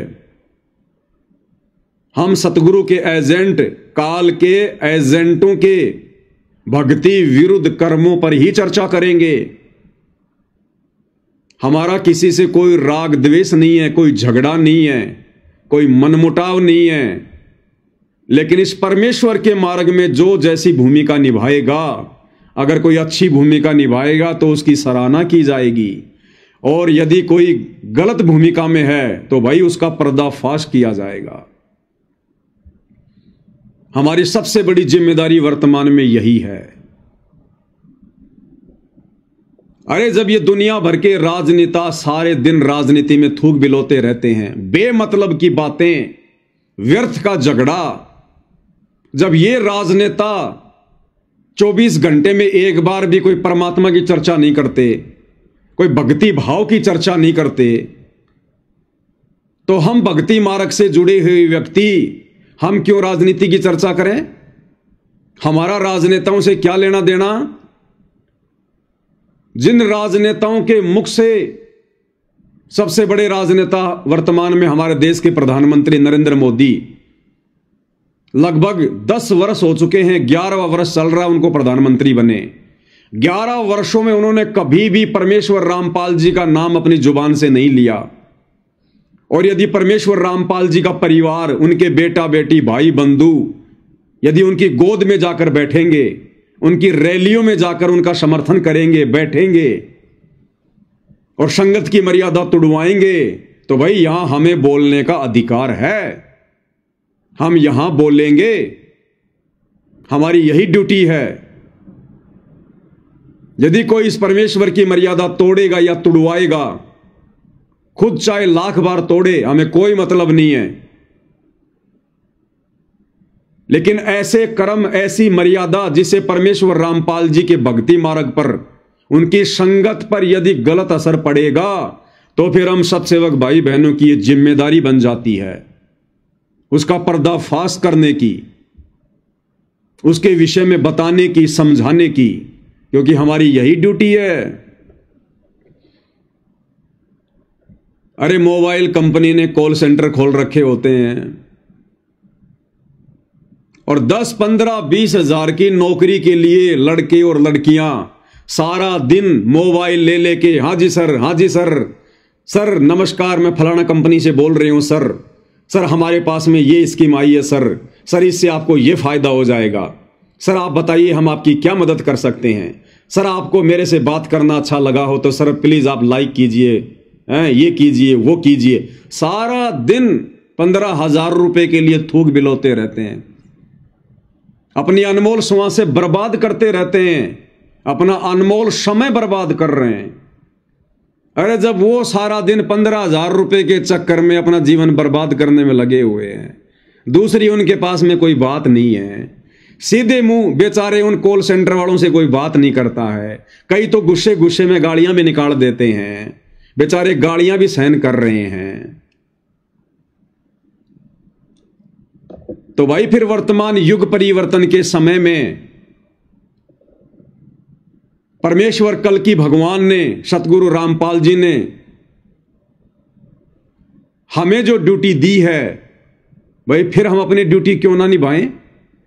फिर चाहे कोई हमें गालियां निकाले, चाहे कोई उल्टे कमेंट करे, चाहे कोई सीधे मुंह बात ना करे, लेकिन हमने तो अपनी ड्यूटी निभानी पड़ेगी।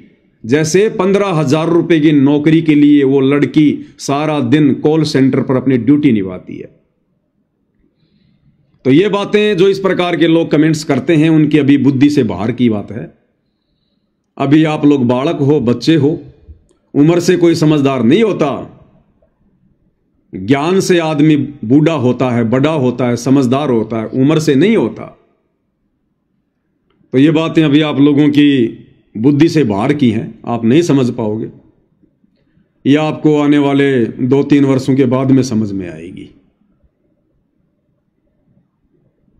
तो कहने का मतलब भाई और बहनों, गुरुदेव भगवान जो कह रहे हैं कि यदि ये मिशन परमात्मा का सही प्रकार से चल गया और अगर आप आत्माओं का सहयोग रहा, यानी हमारे पिताजी ने हमारे से सहयोग की उम्मीद की थी कि मेरे ज्ञान को समझने के बाद, भक्ति मार्ग को समझने के बाद, जब मेरे बच्चे भक्ति मार्ग पर युवा होंगे ज्ञान से, उस समय ये मेरा सहयोग देंगे।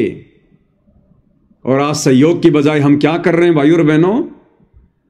2014 के बाद जो जो भक्ति विरुद्ध कर्म शतलोक आश्रमों से जुड़े हुए भाई बहनों ने किए हैं, ये किसी से छुपे हुए नहीं है। तो ये सहयोग में नहीं आता, ये परमेश्वर के विरोध में आता है, विरोध में। तो क्या कह रहे हैं गुरुदेव भगवान? हमने बहुत गहनता से भाई और बहनों विचार करना पड़ेगा परमेश्वर के एक एक वचन के ऊपर, तब हम सफल होंगे इस भक्ति मार्ग पर। अब तो हो सकता है कम कदर करेंगे, लेकिन जब हम यहां से चले जाओगे, जब यह दुनिया याद करा करेगी, हमारे तो उजड़े घर बस के, और आने वाली पीढ़ी भी याद करा करेंगी कि ये व्यवस्था हमारे घर में होए होए होए। तो ये इतना बहुत ही लाभदायक और उत्तम मिशन है। अगर ये ठीक ढंग से चल गया, बंदी छोड़ की कृपा रही और आप लोगों का सहयोग रहा, तो आप देखना। और एक व्यवस्था और करेंगे अभी थोड़े से दिन के बाद के बच्चों की शादी भी सबको प्रार्थना भी करके, कम से कम अपने सत्संगियों से तो हम कर ही सकते हैं कि कोई भी ऐसी व्यवस्था नहीं करनी है जो कि ज्यादा दहेज की हो।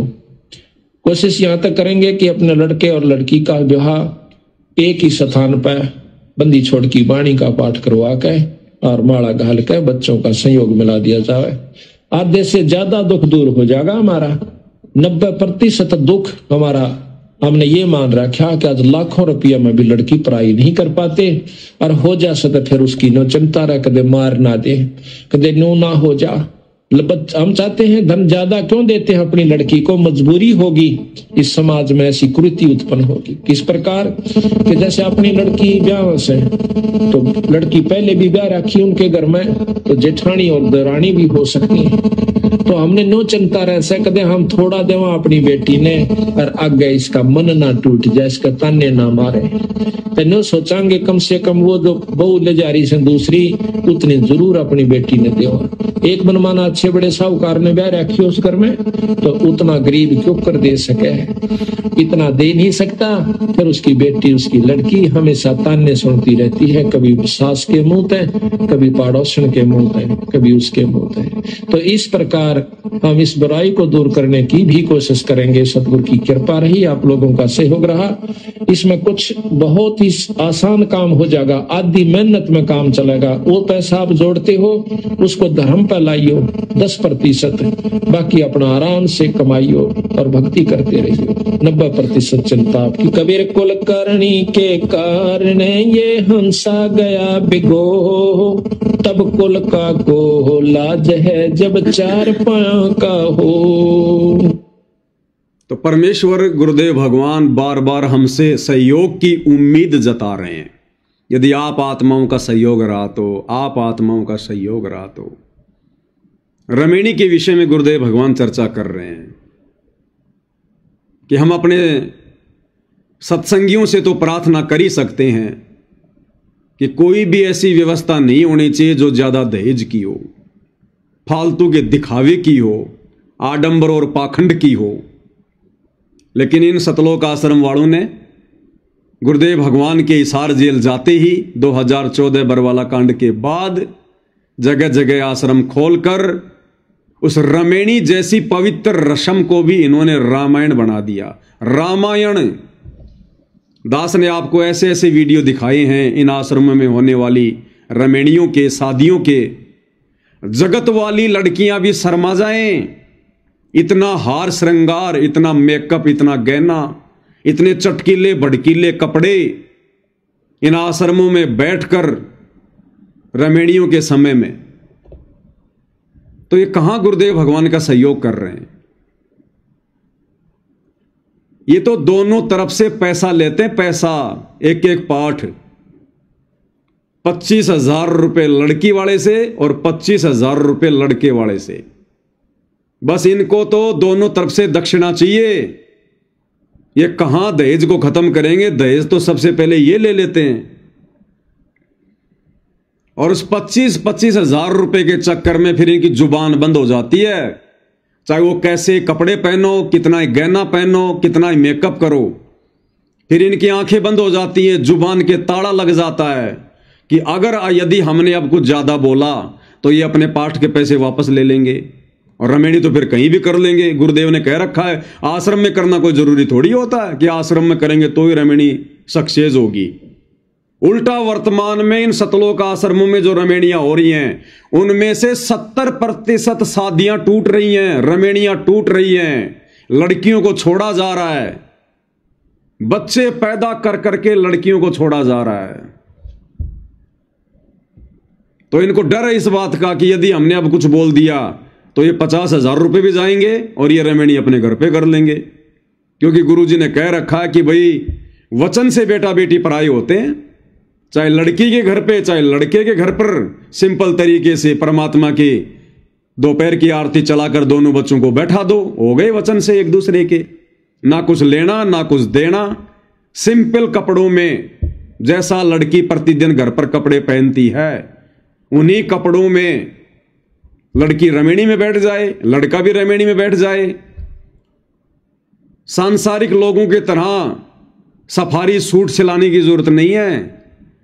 दुल्हन का जो जोड़ा आता है वो जोड़ा पहनकर रमेणी में बैठने की जरूरत नहीं है।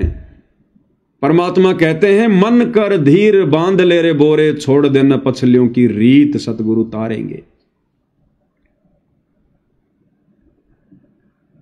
ना कोई गले में माला डालनी ना डलवानी। जबकि इन आश्रमों की रमेणियों में मैंने आपको कितने वीडियो दिखाए, एक दूसरे के गले में माला डाला जो है डाली जा रही है। और गुरुदेव भगवान क्या कहते हैं सतनाम के नियम में कि भगत ने ना ही तो किसी के गले में माला डालनी है ना ही डलवानी है। ये माला डालना और डलवाना पूजा में आता है और यहां एक दूसरे के गले में माला डाली जा रही है। उसके बाद गुरुदेव भगवान की फोटो के साथ साथ चक्कर काटे जा रहे हैं, 7 चक्कर।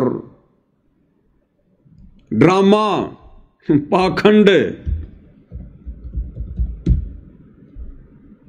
एक भी मर्यादा भाई और बहनों इन लोगों ने सुरक्षित नहीं छोड़ी, एक भी। मेरे पास में कुछ इन सतलोक आश्रमों में की गई रामायणों के वीडियो हैं। मैं रमेणी नहीं कहूंगा, रामायण कहूंगा, रामायण। दिखाते हैं आपको सबसे पहले ये सतलोक आश्रम बैतूल की, मध्य प्रदेश के स्टेट कोऑर्डिनेटर विष्णु साहू रामायण करवा रहे हैं, सामूहिक रामायण का पाठ। और देखना किस प्रकार से भाई और बहनों, जैसे रहट के चारों तरफ बैल चलता रहता ना, बैल तेली का बैल होता है और एक रहट होता था पहले, रहट। आजकल तो सीमेंट वगैरह लगाने लग गए। पहले एक चूना पत्थर होता था, उस चूने पत्थर को एक बहुत बड़ा एक व्हील होता था पत्थर का, और बैल के द्वारा उसको चलाया जाता था, ऊंट या बैल के द्वारा। उसमें पानी डाल दिया जाता था, वो चूने का जो पत्थर था वो डाल दिया जाता था, और वो लोहे का पहिया बैल के सहारे से घुमाया जाता था, और वो उसको दबा दबा के पहिया चल चल के वो बिल्कुल बारीक हो जाता था, रबड़ी जैसा, लस्सी जैसा। उसके बाद फिर वो चिनाई में काम लिया जाता था। तो जिस प्रकार वो रहट के चारों तरफ वो बैल चलता है, उस प्रकार से देखना किस प्रकार से फेरे दिलवाए जा रहे हैं, फेरे एक साथ, पता ही नहीं चल रहा। एक के आगे लड़का, फिर लड़की, फिर लड़का, फिर लड़की, पता ही नहीं चल रहा कौन किसके आगे पीछे है, कौन किसके साथ में फेरे ले रहा है। एक एक लड़की के आगे पीछे दो दो लड़के चल रहे हैं, दो दो लड़कों के आगे पीछे दो दो लड़कियां चल रही हैं। देखिएगा।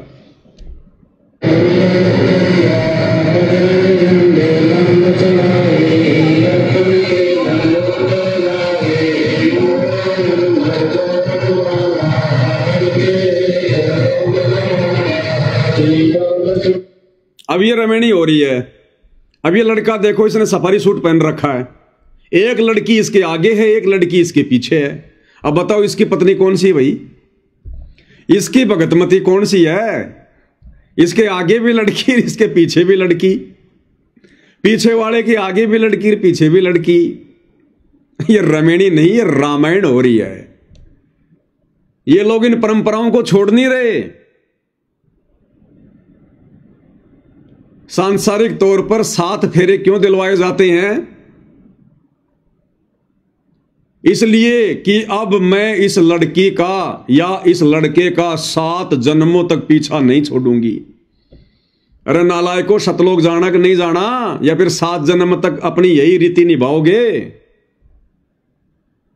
7 जन्मों तक तो काल ने बांध दिया इनको, ये संकल्प ले रहे हैं। अन्यथा कबीर परमात्मा के भक्ति मार्ग में फेरे लगाने की प्रक्रिया नहीं है। ये तो सामाजिक परंपरा है, काल की परंपरा है। अग्नि के चारों तरफ 7 फेरे लेने का मतलब कि 7 जन्मों तक हम एक दूसरे के बन के रहेंगे। तो सतलोक क्या खाक जाएंगे? ये 7 जन्म तो यही धक्के खाएंगे ये अभी। तो ये रमेणी नहीं, ये रामायण हो गई, रामायण। इसलिए ये शादियां सक्सेस नहीं हो रही हैं।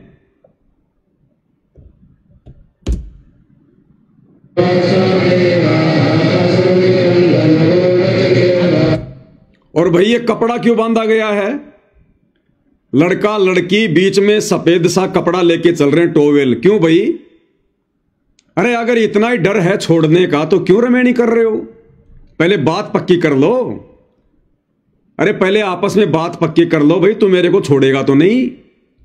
इनको इतना डर लग रहा है, बाद की तो बात छोड़ो, कहीं रमेणी करते करते छोड़ के ना भाग जाए मेरे को। कपड़े से एक दूसरे को पकड़ रखा है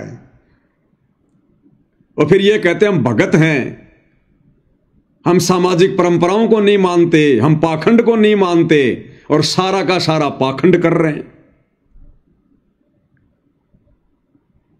परमेश्वर के मार्ग में 7 चक्कर लगाने की प्रक्रिया नहीं है, लेकिन ये लगा रहे हैं। लड़का लड़की दोनों सफेद कपड़े को पकड़ के चल रहे हैं।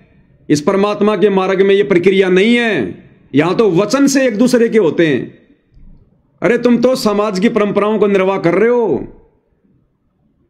तुम शास्त्र अनुकूल भक्ति में शास्त्र विरुद्ध पाखंड कहां से ला रहे हो भाई?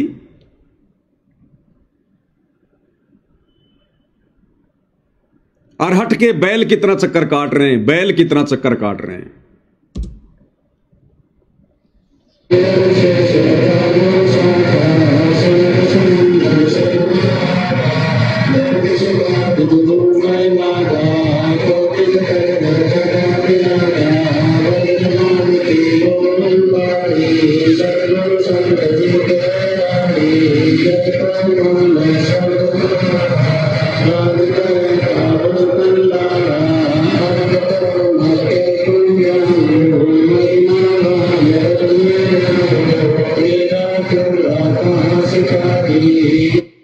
अब बताओ, इस बहन का जो पति है वो तो इसके पीछे चल रहा है और हाथ ही आगे वाले के जोड़ रही है।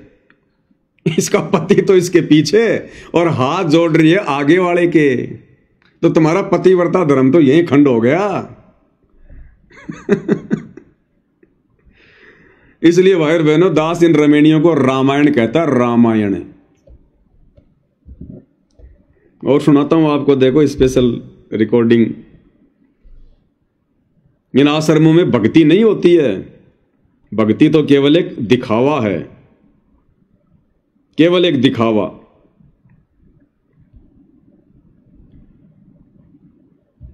यहां तो अभी तक तो भक्तों की हवस ही पूरी नहीं हो रही, भक्तों की हवस ही पूरी नहीं हो रही भाई और बहनों। अभी तो भक्ति तो बहुत दूर की बात है। ये रिकॉर्डिंग सुनाता हूं आपको। एक भगत सतगुरु रामपाल जी का, मध्य प्रदेश का, फौज की नौकरी से सूबेदार से रिटायरमेंट होके आया। सूबेदार से जब आदमी रिटायरमेंट होके आता है तो उसकी सफेद मूंछ हो जाती है, सफेद, यानी वो तकरीबन 50 साल से ऊपर का हो जाता है, 50-55 साल का। और उसके बाद वो रमेणी करने की इच्छा जाहिर कर रहा, बुढ़ापे में रमेणी करने की। और किस प्रकार से ये आश्रम वाले फिर उनके आपस में संबंध स्थापित करवाते हैं,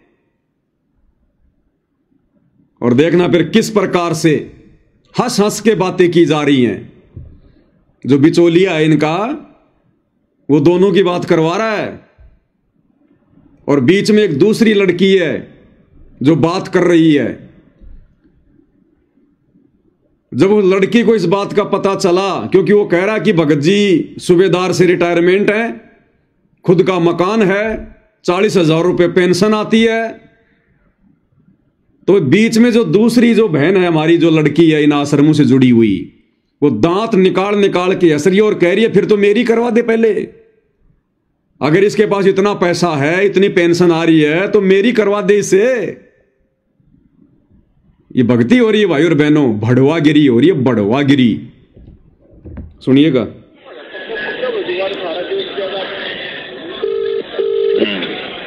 हेलो क्या भाई?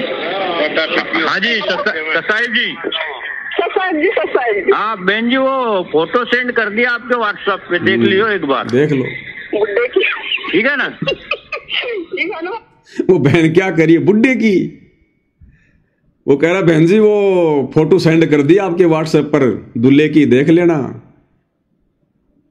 तो वो दूसरी बहन जो बीच में है वो क्या कह रही है, बुड्ढे की।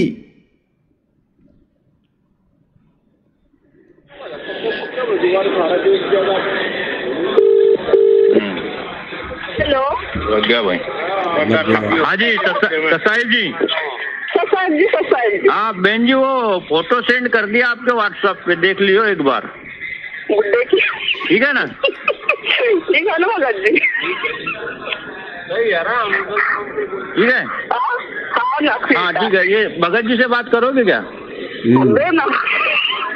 Hello hello. हाँ बात कर रहे क्या? एक मिनट थोड़ी आओ। ये भड़वागिरी हो रही है।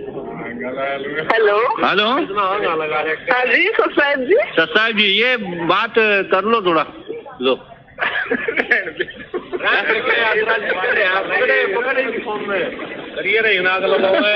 Hello hello. हाँ ये भगत, साथ वाले भगत जी है ना, इनसे ही बात कर लो आप। ये जो साथ वाले भगत जी, लो जी बात कर लो भगत जी।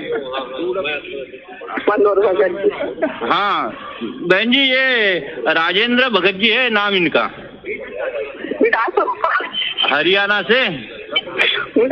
हाँ ये रिटायर्ड है, सूबेदार की पोस्ट से। हाँ अभी 45,000 इनकी पेंशन है। अरे बाप रे, 45,000। ठीक है। तो और गांव में रहते हैं कोठी। वो बहन जी कह रही है कि मेरी करवा दे, 45,000 रुपए पेंशन आ रही है, तो वो दांत निकाल निकाल के कह रही है कि मेरी करवा दे। और आपस में कहते हैं हम गुरु भाई बहन हैं, और बड़ुओं की तरह बात कर रहे हैं, बड़ुओं की तरह दांत निकाल निकाल के। ये परमात्मा के मिशन में सहयोग दे रहे हैं क्या? ये सत्संग सुनने जाते हैं या इस प्रकार की बातें करने जाते हैं? ये विषय वासना के अड्डे बन चुके हैं सतलोक आश्रम, विषय वासनाओं के अड्डे, काल के अड्डे।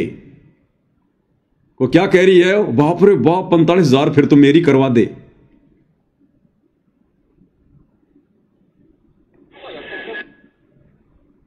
ये शुरू से होता है, फिर से सुनो क्या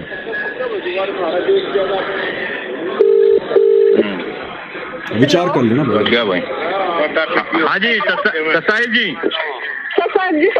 हाँ बहन जी, वो फोटो सेंड कर दिया आपके व्हाट्सएप पे, देख लियो एक बार। ठीक है ना? ठीक है ना भगत जी? ठीक है, हाँ ठीक है। ये भगत शुरू में कह रही कि बुड्ढे की फोटो, और जब पता चला कि 45,000 रुपए पेंशन है, फिर उस बुड्ढे में उसको जवान दिखाई दे रहा, जवान है वो बुड्ढा भी, फिर उसको जवान दिखाई देने लग गया। बोलो फिर तो मेरी करवा दे। जी से बात करोगे क्या? हेलो हेलो, हाँ बात कर रहे क्या? एक मिनट थोड़ी आओ, बात करिए में जो ना है यस या नो। हेलो हेलो, हाँ जी ससाई जी। ससाई जी ये बात कर लो थोड़ा, लो।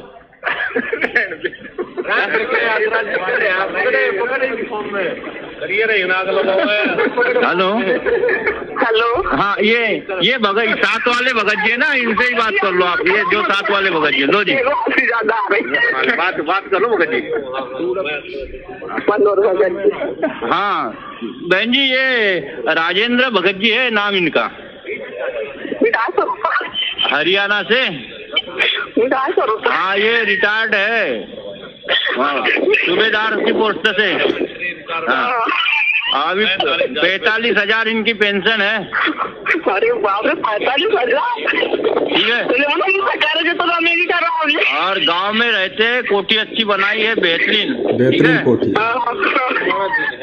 हाँ अभी चल रहा काम उसका। तो आप यदि मतलब यहाँ भोपाल कार्यक्रम में आते हो तो 17 तारीख को कर ले क्या इनको तैयार? कर लो ना यार, 17 तारीख को मेरी ट्रेनिंग कर देना। जी बहन, ठीक है बहन जी, सस्ता है। बुला रही हूँ 17 तारीख को मेरी कर देना। अब बताओ भाई और बहनों, भोपाल कार्यक्रम में आ रही हो तो इनको कर दे तैयार। उस बुड्ढे को तैयार कर रहे हैं रमेणी के लिए, और वो कह रही है कि मेरी कर देना। फिर तो अगर बेहतरीन कोठी है, 45,000 रुपये पेंशन आ रही है, फिर इसको बुड्ढे में जवान दिखाई देने लग गया।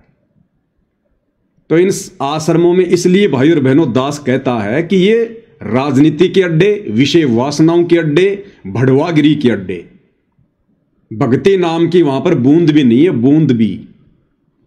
ये आपकी आंखों के सामने है, दास कोई पीछे से नहीं बोलता।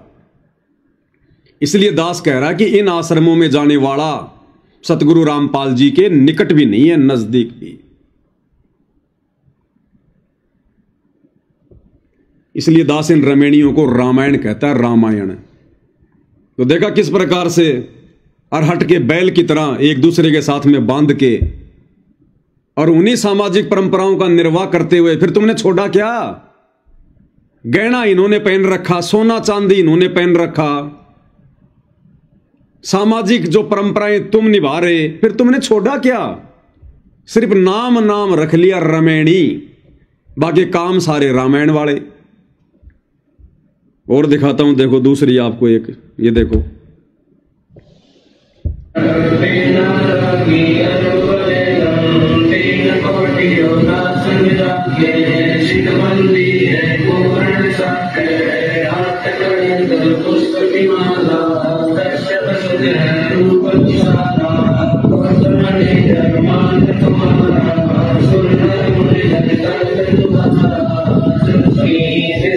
अब बताओ, फेरे का तो कोई मतलब ही नहीं निकलता रमेणी में, फेरे का तो कोई मतलब ही नहीं है। और दिखाते हैं आपको, देखना कितना गहना पहन रखा है इस बहन ने। हे भगवान, जगत वाली भी शर्मा जाए। परमात्मा की शरण में देखो इसके हाथों में, देखो इसके कान में, देखो मोटे मोटे झुमके, नाक में, यहां पर माथे पर, गले में कितना मोटा हार पहन रखा है, हाथों में देखो पूरा जैसे वो बंजारे पहनते हैं ना, हाथों में यहां तक है। और इसका ब्लाउज देखो, गुरुदेव भगवान कहते हैं कि माता बहनों ने कोहनी से नीचे तक के पहनने चाहिए ब्लाउज वगैरह, जिनकी बाजू नीचे तक की हो। ये शादी का जोड़ा क्या छोड़ा इन लोगों ने।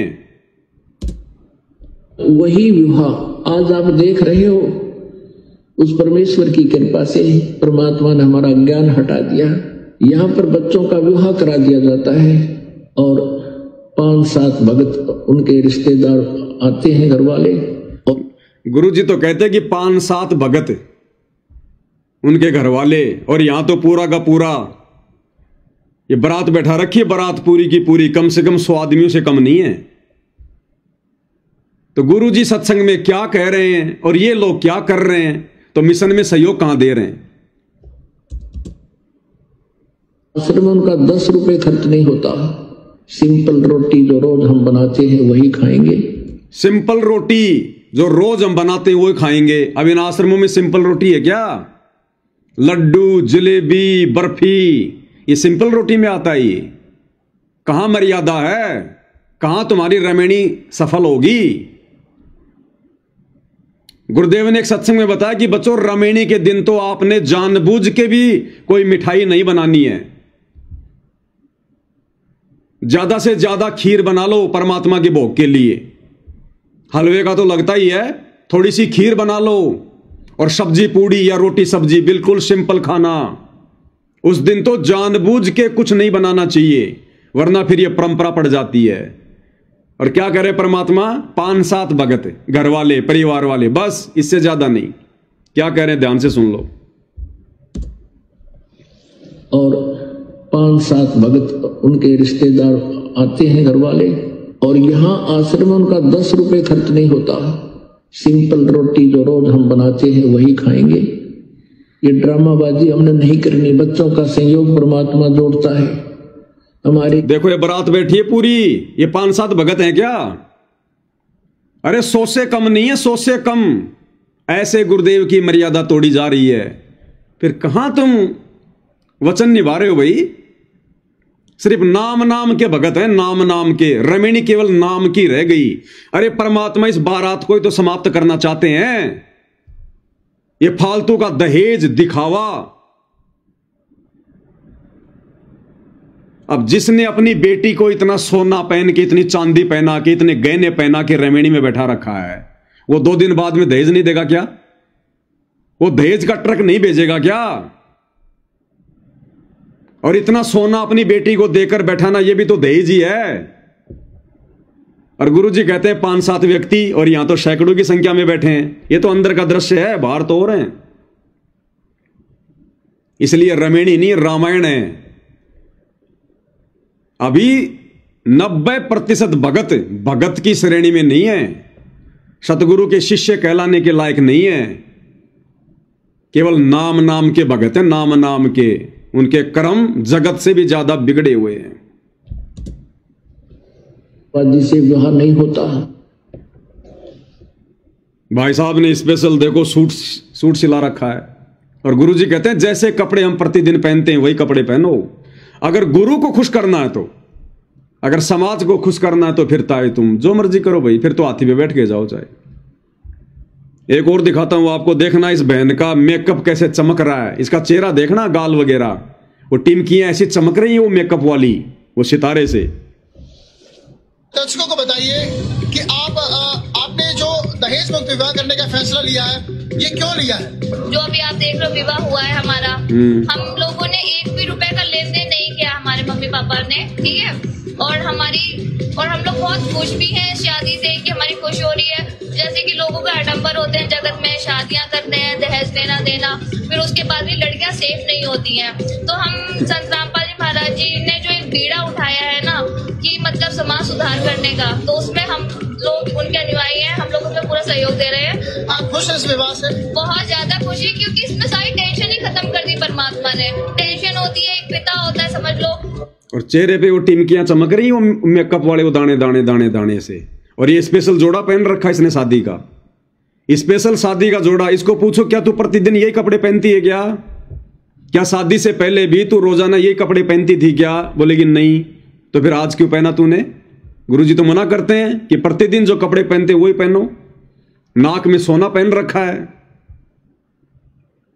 भैया जहर का चाहे एक बूंद खा लो, चाहे बोतल पी लो, जहर जहर ही होता है, वही काम करेगा। तो मर्यादा चाहे इतनी सी तोड़ दो, चाहे ढेर सारी तोड़ दो, बात एक ही है। तो कहां सतगुरु की मर्यादा निभाई जा रही है भाई और बहनों? रमेणी तो केवल नाम रह गया रमेणी का, बाकी सब आडंबर, पाखंड, दिखावा।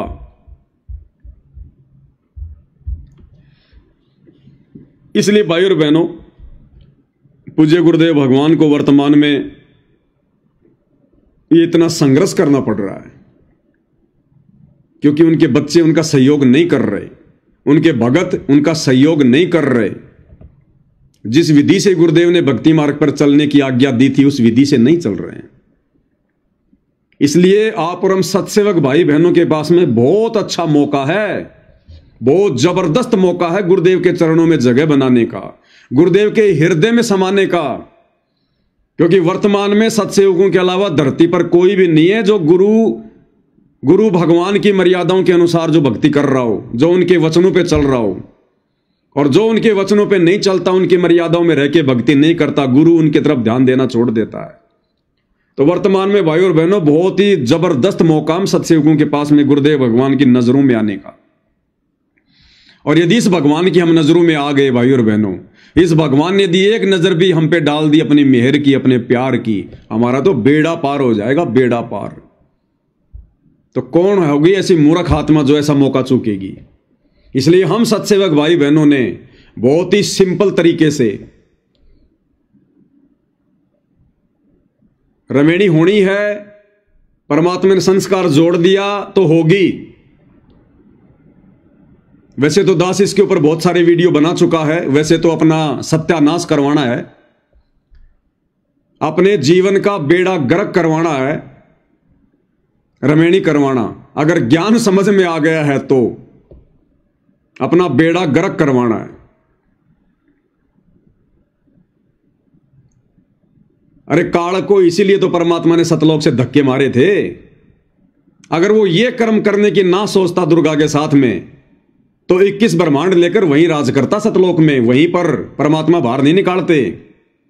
लेकिन ये विषय वासना, शारीरिक संबंध, इसके चक्कर में पड़कर तो उसने अपनी ऐसी तैसी करवा ली, और साथ में आप और हमने करवा ली।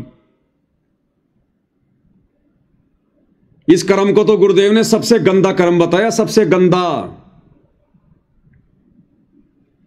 तो ये तो भगत के भक्ति मार्ग में सबसे बाधक है, सबसे बड़ी बाधा है। ये ज्ञान होने के बाद, ये भक्ति समझ में आने के बाद हम फिर उसी दिशा में बढ़ रहे हैं। फर्क इतना है, उन्होंने जबरदस्ती करी, हम प्यार प्रेम से कर रहे हैं। फर्क इतना ही है। अरे जहर को चाहे जबरदस्ती खा लो, चाहे प्यार प्रेम से खा लो, वो जहर तो वही करेगा जो उसका गुण है। और मालिक कह रहे हैं कि आग पराई अपनी हाथ दिए जल जाए, और नारी पराई अपनी भोगे सब कुछ जाए।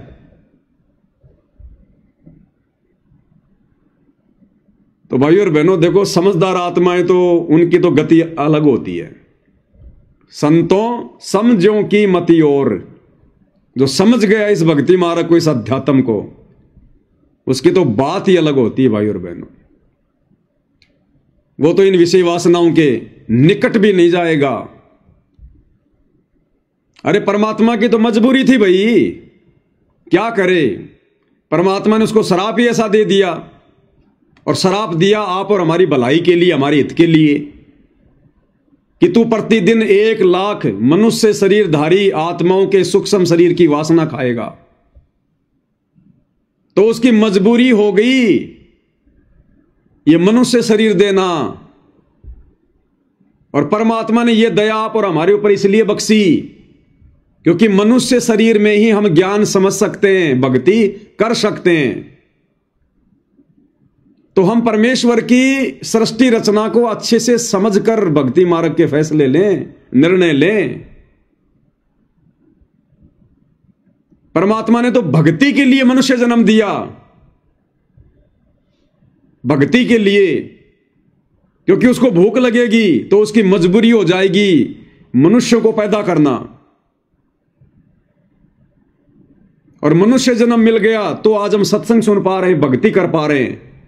अन्य योनियों में भक्ति नहीं होती। अब सृष्टि रचना फिर गुरु जी ने क्यों सुनाई कि ये मनुष्य जन्म परमात्मा ने काल को श्राप देके भक्ति करवाने के लिए दिया है, नहीं तो मनुष्य जन्म भी नहीं देता। 84 लाख बना रखी हैं, एक 4 पैर का जानवर और बना देता। उसने मनुष्य बनाने की क्या जरूरत थी? लेकिन उसकी मजबूरी हो गई, भोजन बिना वो कैसे जीवित रहेगा। तो ये मनुष्य जन्म परमात्मा ने आप और हमसे भक्ति करवाने के लिए इस काल के माध्यम से दिलवाया है। अब गुरु जी सारी बातें थोड़ी कहेंगे कि बच्चों तुम रमेणी करना छोड़ दो। परमात्मा तुम नहीं कहेंगे भैया ये काल का भोजन है और ये भोजन रोजाना 1 लाख खाने का आदेश भगवान ने दिया है। तो परमात्मा कैसे अपने बच्चे के भोजन को बंद करवाएगा? अपने मुंह से तो कहेगा नहीं कि तुम रमेणी मत करो। लेकिन सत्संग में परमात्मा ने सब कुछ क्लियर कर दिया कि इसी कर्म के चलते तो मैंने उसको सतलोक से धक्के निकाले थे।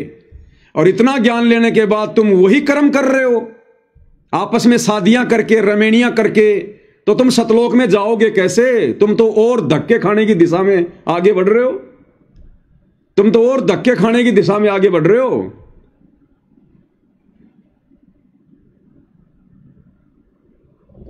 लेकिन फिर भी भाई और बहनों, अगर बच्चे नहीं मानते हैं तो फिर माता पिता की मजबूरी बन जाती है। तो ठीक है भाई, जिम्मेदारी तो मां बाप ने निभानी पड़ेगी अपनी, लेकिन उस जिम्मेदारी को निभाते समय अपनी मर्यादाओं को विशेष ध्यान में रखना है। विशेष तौर पर अपनी मर्यादा नहीं टूटने देनी बिल्कुल भी। लड़के वाले ने लड़की वाली से, लड़की वाले ने लड़के वाले से पहले क्लियर कर लेना है। चाहे जगत में करो, चाहे भक्ति मार्ग में करो, अपनी मर्यादाओं को पहले आगे रख दो कि साहब आप फिर एंड टाइम पे ड्रामा करोगे, पाखंड करोगे, हमें बिल्कुल भी पसंद नहीं होगा। ये हमारी मर्यादा है, हमारे गुरुदेव भगवान की मर्यादा है। इस प्रकार से हम आपकी बच्ची को लेकर जाएंगे। ना कोई आडंबर, ना कोई पाखंड, ना फालतू का कोई मिठाई चटाई, ना विशेष कोई व्यंजन, ना कोई ड्रामेबाजी, ना कोई गहना गाठी दिखावा मेकअप, कुछ नहीं। ना फालतू की बारात इकट्ठा करना। यहां पर पहले क्लियर कर लो ताकि मर्यादा ना टूटे। क्योंकि रूठो चाहे जग सारा, रूठे ना परमेश्वर हमारा, इन्हीं का है परम सहारा। तो भाई समझो कि तो मती कुछ और है। अरे ये बात समझ में आई ब्रह्मा जी के 5 पुत्रों को, सनक सनंदन संत कुमार को, उनको समझ में आई ये बात। उन्होंने भगवान से एक ही वरदान मांग लिया कि भगवान अब 5 वर्ष से ज्यादा हमारी आयु ना बढ़े। उन्होंने ऐसा वरदान मांग लिया कि 5 वर्ष से ज्यादा हमारी आयु ना बढ़े।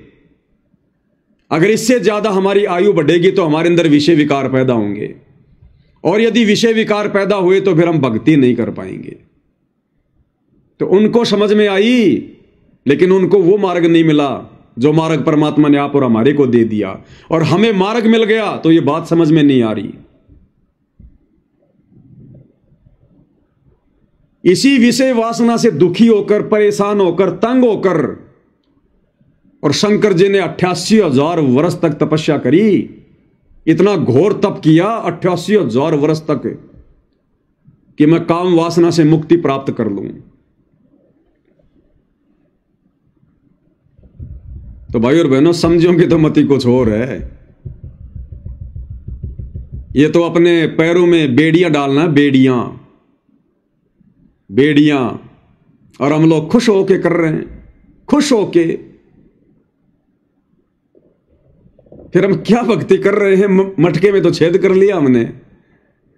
एक तरफ तो मटके में पानी डाल रहे हैं और फिर खुशी खुशी मटके में नीचे छेद कर रहे हैं। तो बताओ हमसे बड़ा कोई मूर्ख होगा? उस आदमी से बढ़कर कोई मूर्ख है? जेठ का महीना, खेत में काम करने गया, आसपास में पानी का कोई जुगाड़ नहीं, घर से मटका भर के लेके गया और वहां जाकर उस मटके में नीचे से छेद कर दिया। आप क्या कहोगे उस आदमी को?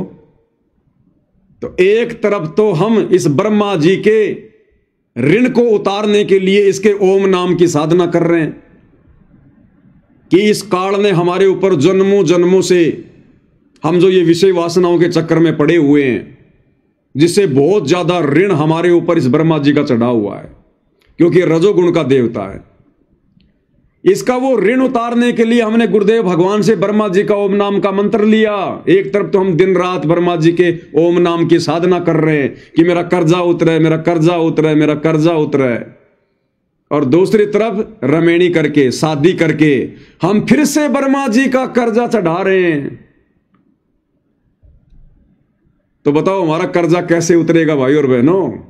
कर्जा तो उसी समय उतरेगा कि खर्चा कम और कमाई ज्यादा, खर्चा कम कमाई ज्यादा। तो हालांकि दास इन बातों पर बहुत ज्यादा डिस्कस पहले कर चुका है। ज्यादा डिस्कस करते हैं तो बहुत सारे भाई बहन मेरे से नाराज हो जाते हैं बहुत सारे नाराज हो जाते हैं। लेकिन भैया देखो, सच तो सच ही है। हकीकत बताने के लिए तो भगवान ने ड्यूटी लगाई है। जीव लाख बार नाराज हो जाए कोई दिक्कत नहीं है, लेकिन ये परमात्मा अगर एक बार नाराज हो गया ना तो बात बहुत ज्यादा बिगड़ जाएगी।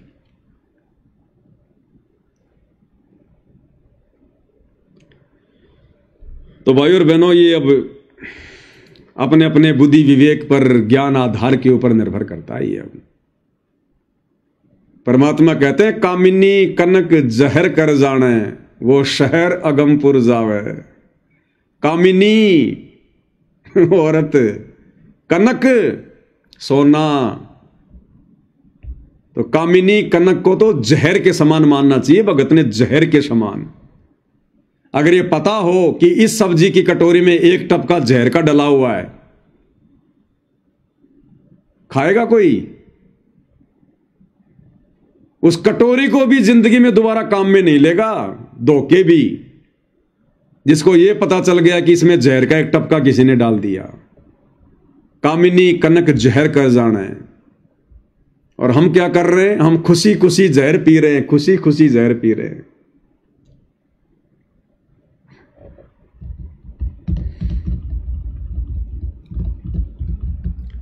तो भाई और बहनों, फिर भी अगर माता पिता की मजबूरी है, बच्चे नहीं मानते हैं, देखो इसमें बहुत सारी बातें हैं। सबके अपने अपने संस्कार होते हैं। माता पिता के संस्कार अलग हैं, बेटा बेटियों के संस्कार अलग हैं। हम बच्चों के ऊपर दबाव भी नहीं डाल सकते कि भाई तू रमेणी मत कर, तू शादी मत कर। भक्ति मार्ग में ये नहीं चलता। जब आपके बच्चे समझदार हो जाएं, शादी के लायक, रमेणी के लायक, आप अपने बच्चों से बात कर सकते हैं कि भाई देखो, गुरुजी के सत्संग तो भाई तुम भी सुन रहे हो, विधि विधान का तो तुम्हें भी पता है, और साथ संगति से जुड़ने के बाद तो नहीं पता है तो भी पता चल गया। अब तुम देख लो भाई तुमने क्या करना है। अगर बच्चों तुमने रमेणी करनी है, शादी करनी है, तो ठीक है भाई, हमारी जिम्मेदारी है। हम चर्चा करेंगे किसी भगत भाई से। अगर कोई बढ़िया लड़का लड़की मिल गई तो भाई तुम्हारे संस्कार परमात्मा ने जोड़ रखा तो भाई जुड़ जाएगा। हम तो इतना ही कर सकते हैं। लेकिन देख लेना बच्चों, फिर उस अनमोल चीज से दूर हो जाओगे, उस अनमोल वस्तु से दूर हो जाओगे। फिर इस परमेश्वर की शरण में आने के बाद ये तुम देख लो अब तुमने क्या करना है। ये 2, 4, 5 साल का तुमने झूठा सुख चाहिए या सदा सदा का सतलोक का सुख चाहिए, ये तुम देख लो अब।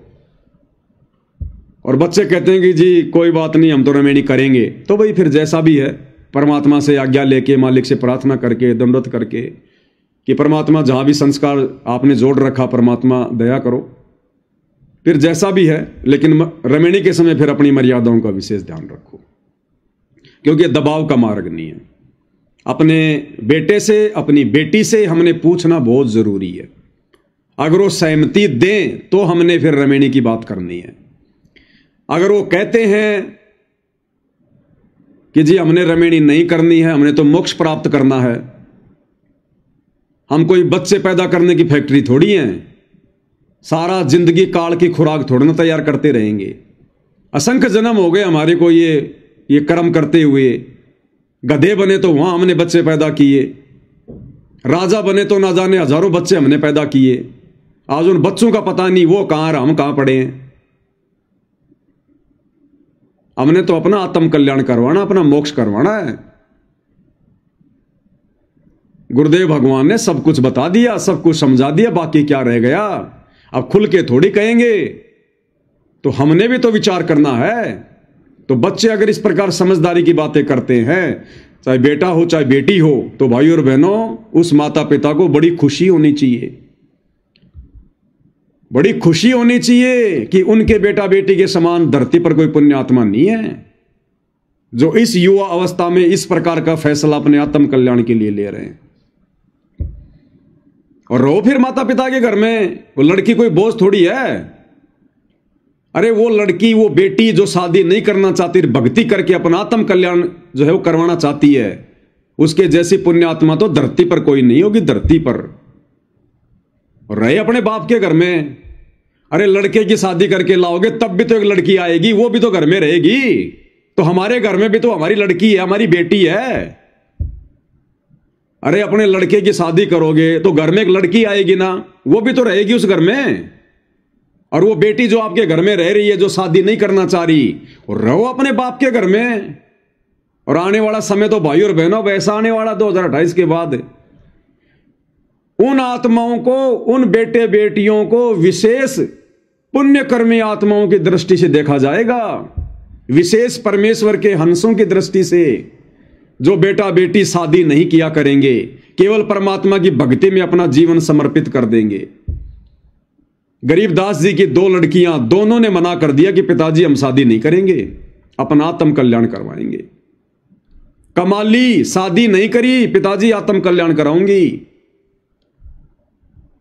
राबिया अपने माता पिता को मना कर दिया कि मैं शादी नहीं करवाऊंगी, अपना आत्म कल्याण कराऊंगी। मजबूरी में अंत में उसने शादी करनी पड़ी, लेकिन शादी करने के बाद अपने पति से कह दिया शारीरिक संबंध नहीं बनाऊंगी। अगर आप मेरे साथ भाई बहन का रिश्ता रखोगे तो ठीक है, नहीं तो मैं आत्महत्या कर लूंगी अगर जबरदस्ती करोगे तो जिन आत्माओं को इतना ज्ञान हुआ, उन आत्माओं को उस समय वो मार्ग नहीं मिला। और आज जिनको मार्ग मिल गया, वो अपनी बुद्धि विवेक का इस्तेमाल नहीं कर रहे। कैसी विडंबना है। और आने वाले समय में तो ऐसी आत्माओं को, ऐसे बेटा बेटियों को जो केवल भक्ति के लिए अपने जीवन को समर्पित कर देंगे, समाज में विशेष इज्जत की दृष्टि से देखे जाएंगे। अरे लड़के भी तो शादी नहीं करते, बहुत सारे लड़के शादी नहीं करते और अपने माता पिता के घर में रहते हैं। उनको समाज क्यों कुछ नहीं कहता? और बेटी कोई शादी नहीं करती है तो समाज उसको गंदी नजर से देखता है। तो अब यह समाज डिसमिस होने वाला है। यह गंदी नजर से देखने वाला समाज, छोटी सोच रखने वाला समाज, ज्ञानहीन समाज, यह युग परिवर्तन के समय में या तो सुधर जाएगा, अपनी नजर को सही कर लेगा, या परमात्मा इनकी नजरें बदल देगा। फिर गधे कुत्ते की नजरें लगेंगी इनको आने वाले समय में। और इस धरती पर 2028 के बाद केवल धर्मी आत्माएं, पुण्यकर्मी आत्मा रहेंगी। एक दूसरे को बहन की दृष्टि से देखेंगे, भाई की दृष्टि से देखेंगे। वो समय आने वाला है। इसलिए वर्तमान वाले थोड़ा सा बुद्धि विवेक का इस्तेमाल कर लो। परमात्मा कहते हैं ये आवन जान बखेड़ा, या कौन बसावे खेड़ा, कि नालायको तुम्हारे गांव के गांव बस रहे हैं जो तुम पहले जो है पैदा करके आ गए। आज तो तुम मनुष्य योनि में, और क्या पता पिछले जन्म में तुम जो है गधे थे और तुमने कितने बच्चे पैदा कर रखे। वो किसी कुम्हार के नीचे तुम्हारे पोता पोती बेचारे वजन ढो रहे, वो तुम्हारे पैदा किए हुए। और ऐसे तुम वर्तमान में काल की खुराक पैदा करके मर जाओगे। तो भाई और बहनों, ये मनुष्य जन्म बच्चे पैदा करने की फैक्ट्री नहीं है। ये तो जब तक हमें ज्ञान नहीं होता तब तक हम इस काल के चक्कर में पड़कर इसकी खुराक तैयार करते रहते हैं। भगवान ने आकर अब ऐसा निर्मल ज्ञान दे दिया। लेकिन भाई ये अपने अपने बुद्धि विवेक पर है। गुरुदेव भगवान इस विषय पर ज्यादा जोर देकर नहीं कहेंगे। थोड़ा बहुत जोर परमात्मा ने दास से दिलवाना था, दास समय समय पर देता रहता है। कोई माने ना माने ये उसके अपने संस्कार पर, अपने बुद्धि विवेक के ऊपर है। तो भाइयों और बहनों, बहुत सारी बातें जिन पर हम लोग साथ संगति के अभाव में दृढ़ता से विचार नहीं कर रहे थे, चिंतन मनन नहीं कर रहे थे, गुरुदेव के सत्संगों को जोर देकर सुनने और समझने का प्रयास नहीं कर रहे थे, इसलिए परमेश्वर ने 2014 बरवाला कांड के बाद हमारी बौद्धिक स्थिति को देखकर कि ये नालायक तो इस कान से सुनते हैं, इस कान से निकाल देते हैं, कोई चिंतन मनन ही नहीं कर रहा, कोई मेरे मिशन को ही नहीं समझ रहा, मेरे मकसद को नहीं समझ रहा। इसलिए परमात्मा ने फिर ये सात संगतियां शुरू करवाई ताकि हम थोड़ा बुद्धि पर जोर देकर गुरुदेव के सत्संग सुने और विचार करें। और ये अनमोल समय जो वर्तमान में गुरुदेव ने हमारे ऊपर बख्शा हुआ है, हम इसका भरपूर फायदा उठाएं, अपना आत्म कल्याण करवा लें।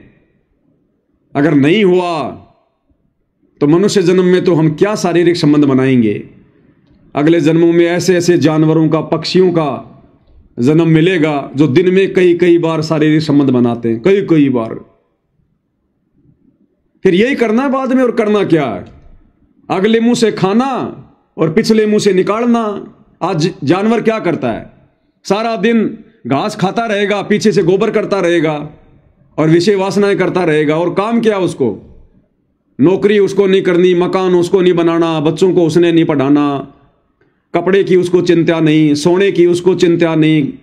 उसको चिंता क्या है? सिर्फ खाने की और विषय वासनाओं की। तो ये मनुष्य जन्म भाइयों और बहनों, परमात्मा ने हमें जिन दो लाइनों में समझाया ना, वो दो लाइन इतनी आसान नहीं है कि मानव जन्म दुर्लभ है, ये मिले ना बारंबार, तरवर से पत्ता टूट पड़ा भौर न लगता डार। बस हमने तो दो लाइनें सुन ली और बस आगे बढ़ लिए। इन दो लाइनों के जिस दिन अर्थ को समझ जाएंगे ना कि मनुष्य जन्म क्यों दुर्लभ है, कैसे दुर्लभ है और क्यों बार बार नहीं मिलता, उसके बाद भाई और बहनों हम कांटे की तरह सूख जाएंगे। कांटे की तरह डर लगेगा यूं, सतगुरु के दरबार में मेरे थर थर कांपे दे, और ना जाने किसी बात पर हमारा बिगड़ ना जावे ने। तो काल ने वो प्रेम, वो प्यार अपने बाप से विषय वासनाओं के चक्कर में आके बिगाड़ लिया था। और आज हम क्या करने जा रहे हैं? विषय वासनाओं के चक्कर में पड़कर परमात्मा से प्रेम बढ़ाने जा रहे हैं या फिर काल की तरह बिगाड़ने जा रहे हैं? ये भाई अपने अपने बौद्धिक स्तर से विचार कर देना। तो भाई और बहनों, आज की सात संगति में गुरुदेव भगवान के आशीर्वाद से केवल इतना ही। आगे परमेश्वर की रजा होगी, दया होगी, तो फिर से सभी भाई बहनों के सामने परमेश्वर की महिमा में उपस्थित होंगे। तब तक गुरुदेव भगवान हम सबको आज्ञा दे, आशीर्वाद दे, हमारा मार्गदर्शन करे, हमें सद्बुद्धि दे परमात्मा। बंदी छोड़ सतगुरु रामपाल जी परमेश्वर जी की जय हो।